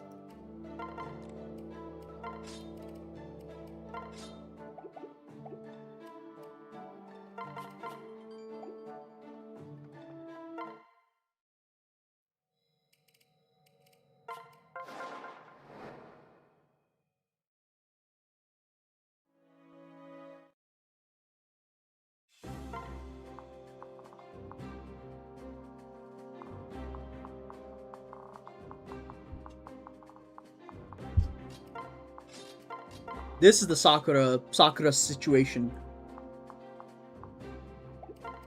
Fucking undeploy you?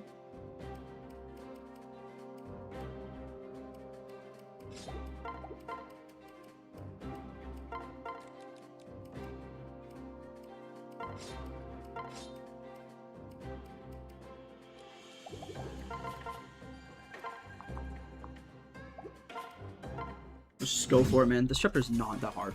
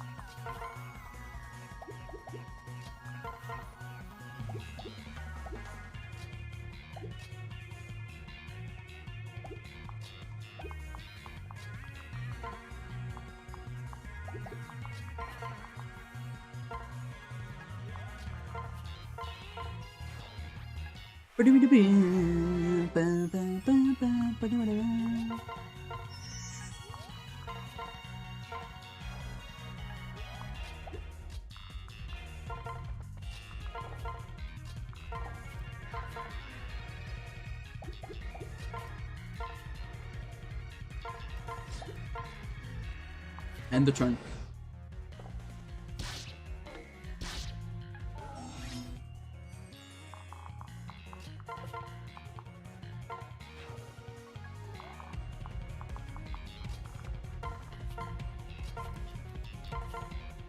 One hit KO.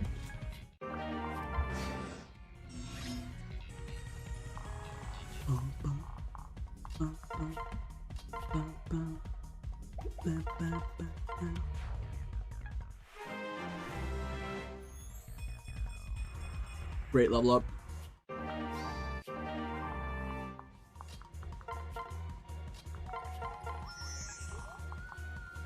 That was like that. That doesn't reach. Get the skill.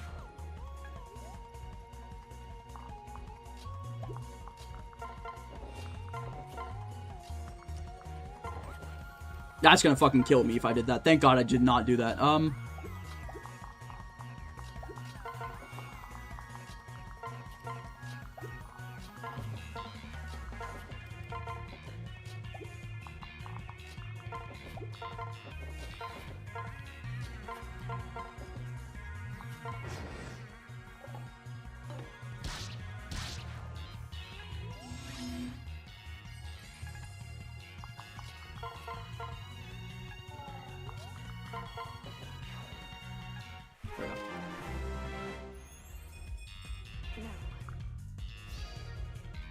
Do I fuck with FEX Mozu? I mean, I'm chill with it. I don't really care that much about either of them. I think they're both, like, exactly okay. I'm glad that there's a community for FE, and I'm glad that there's a community for Mozu, and I'm totally fine with not being a part of either.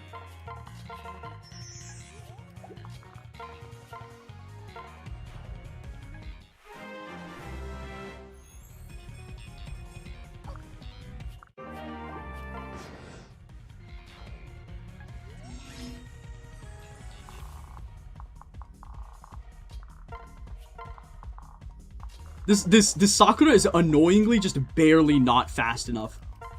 You know what? It's Azuma time. It's Azuma time.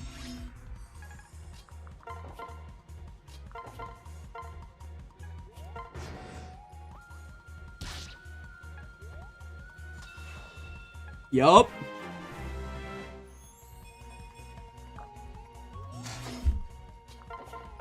Kill that. I forgot this is the only guy that has any physical weaponry. This is a Mozu situation. The Mozu momentum. Just wait.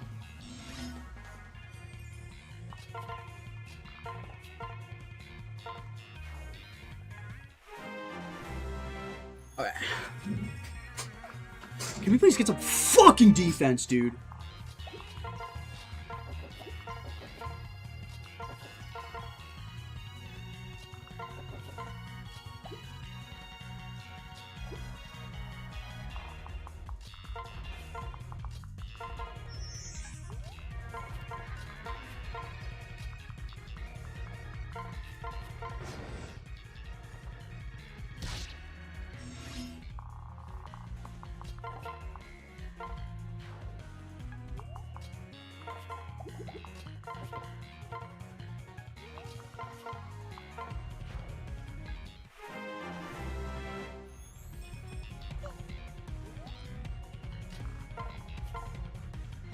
We're so close.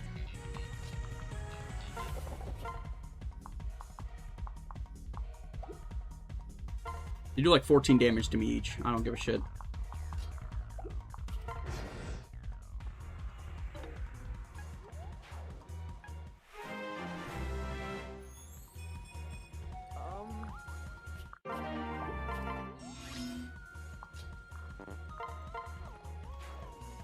I'm glad we had this chapter to level up Sakura, because I felt like she was kind of getting under-leveled.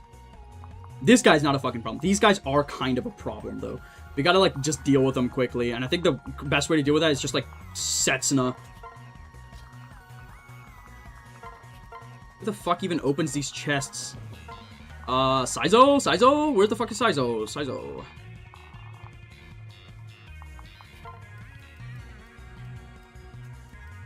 I really have nobody deployed that has lock touch. No, I do. Where the hell is Saizo? Oh, he's here.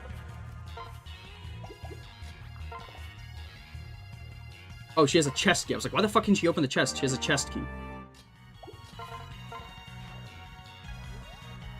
I've been watching a lot of Would I Lie to You, the British TV show, and I have to say, British people have some absolute peak phrases.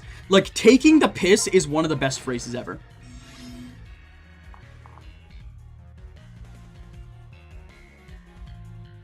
You ever hear from your TA that they met their partner in grad school, so you go to grad school, but all your classmates are at least 10 years older than you? Yeah, that's life.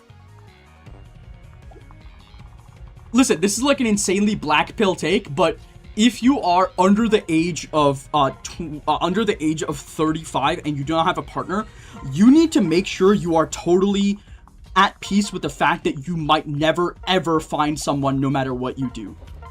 Because it's a very, very real possibility. And the only thing worse than that coming to pass is that coming to pass and you not being prepared for it.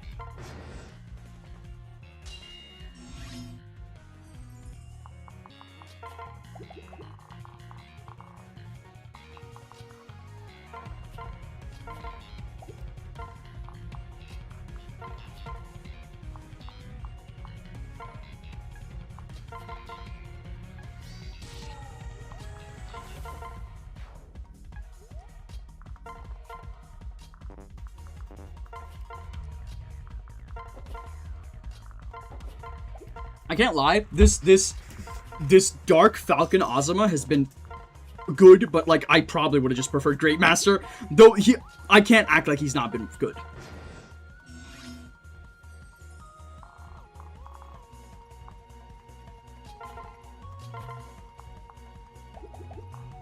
Who the fuck? What's the stat line of the guy in the back? He has no skill. Okay, just kill him. It's fine. You will get attacked. It's fine.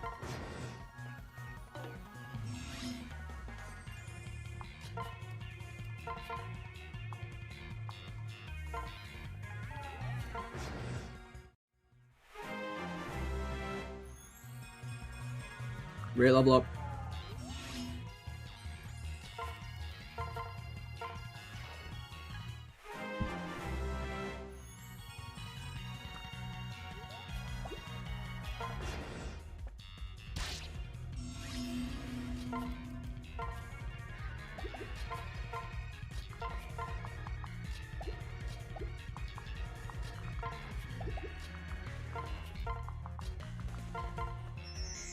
What the fuck? That's not the tile I wanted to go to.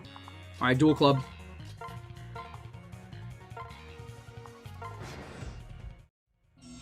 Did you please let me hit you? This guy's too dodgy!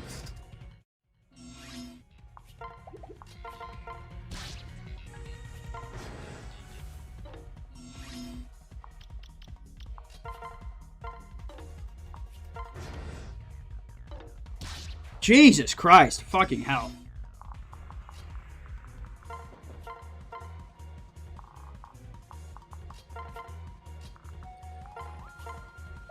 That guy's just normal, so we can't do that with him.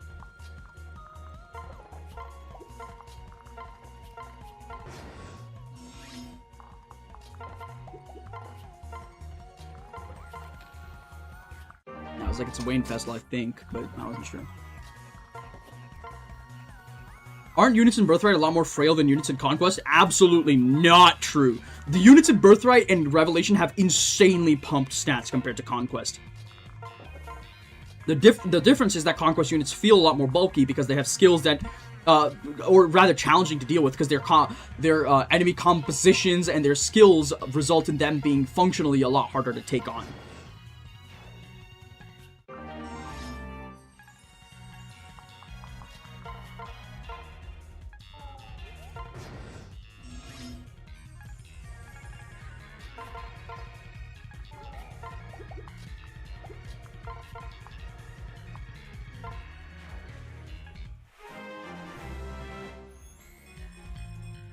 When do you think they'll make 6G data? Hopefully fucking never. Every time I go back to India, it's still on, like, 3G, and I have to, like, reckon with that. I really don't want to have to deal with that shit. Alright, kill you.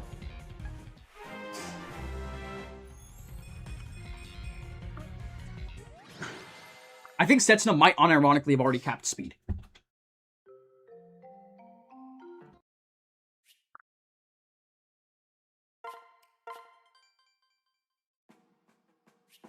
Chad, if I made a visual novel, would you guys read it? Even if it was, like, stupidly edgy?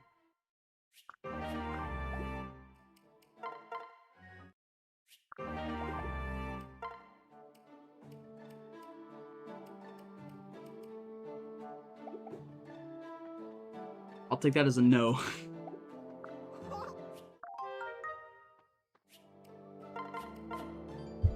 Well, that's the chapters that I was supposed to do.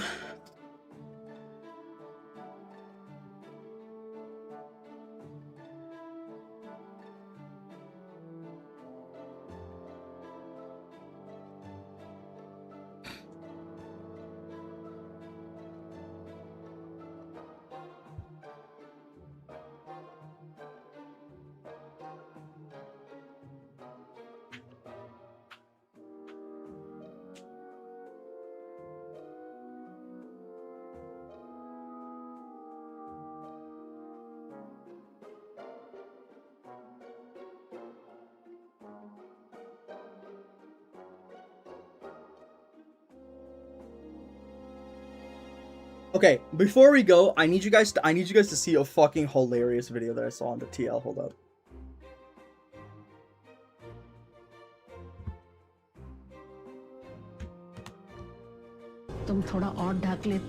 Alright. This is from an Indian TV show, which that's how you know it's gonna bring the fucking heat. Oh man. Alright, this one.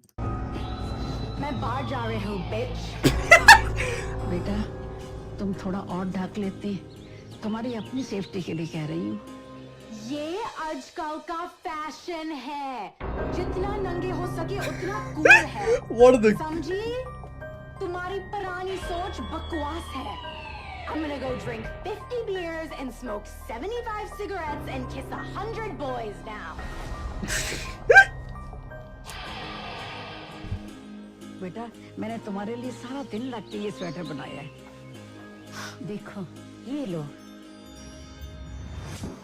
Great! I can use this to wipe up my filthy, bloody, disgusting, chunky period blood.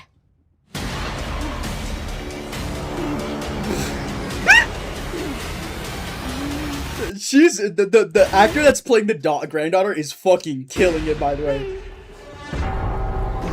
Also, mind you, she's got a fit on. She's got a fit on. What are you complaining about? I think what you should be complaining about is not what she's wearing, but the fact that she's being a total bitch. हमारे period आते थे हम तो ऐसे करते थे जैसे हमारे पीरियड आए नहीं शर्म के मारे हम छुप जाते थे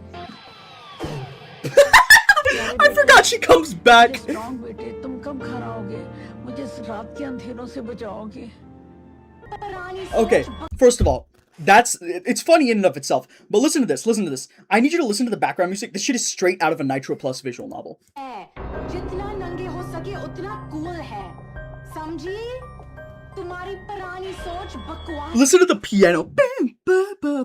It's a very simple piano melody, and then they got like a fucking wailing electric guitar. Let me see if I can pull up the fucking thing. This one, it reminded me of this song.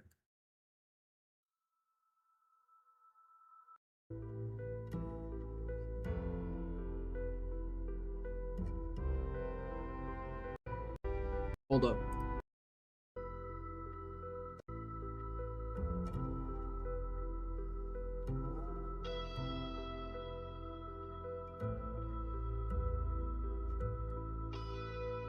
It's the same exact concept, right? Like, this is straight out of Nitro Plus. Alright, I'll see you guys next week. Bye!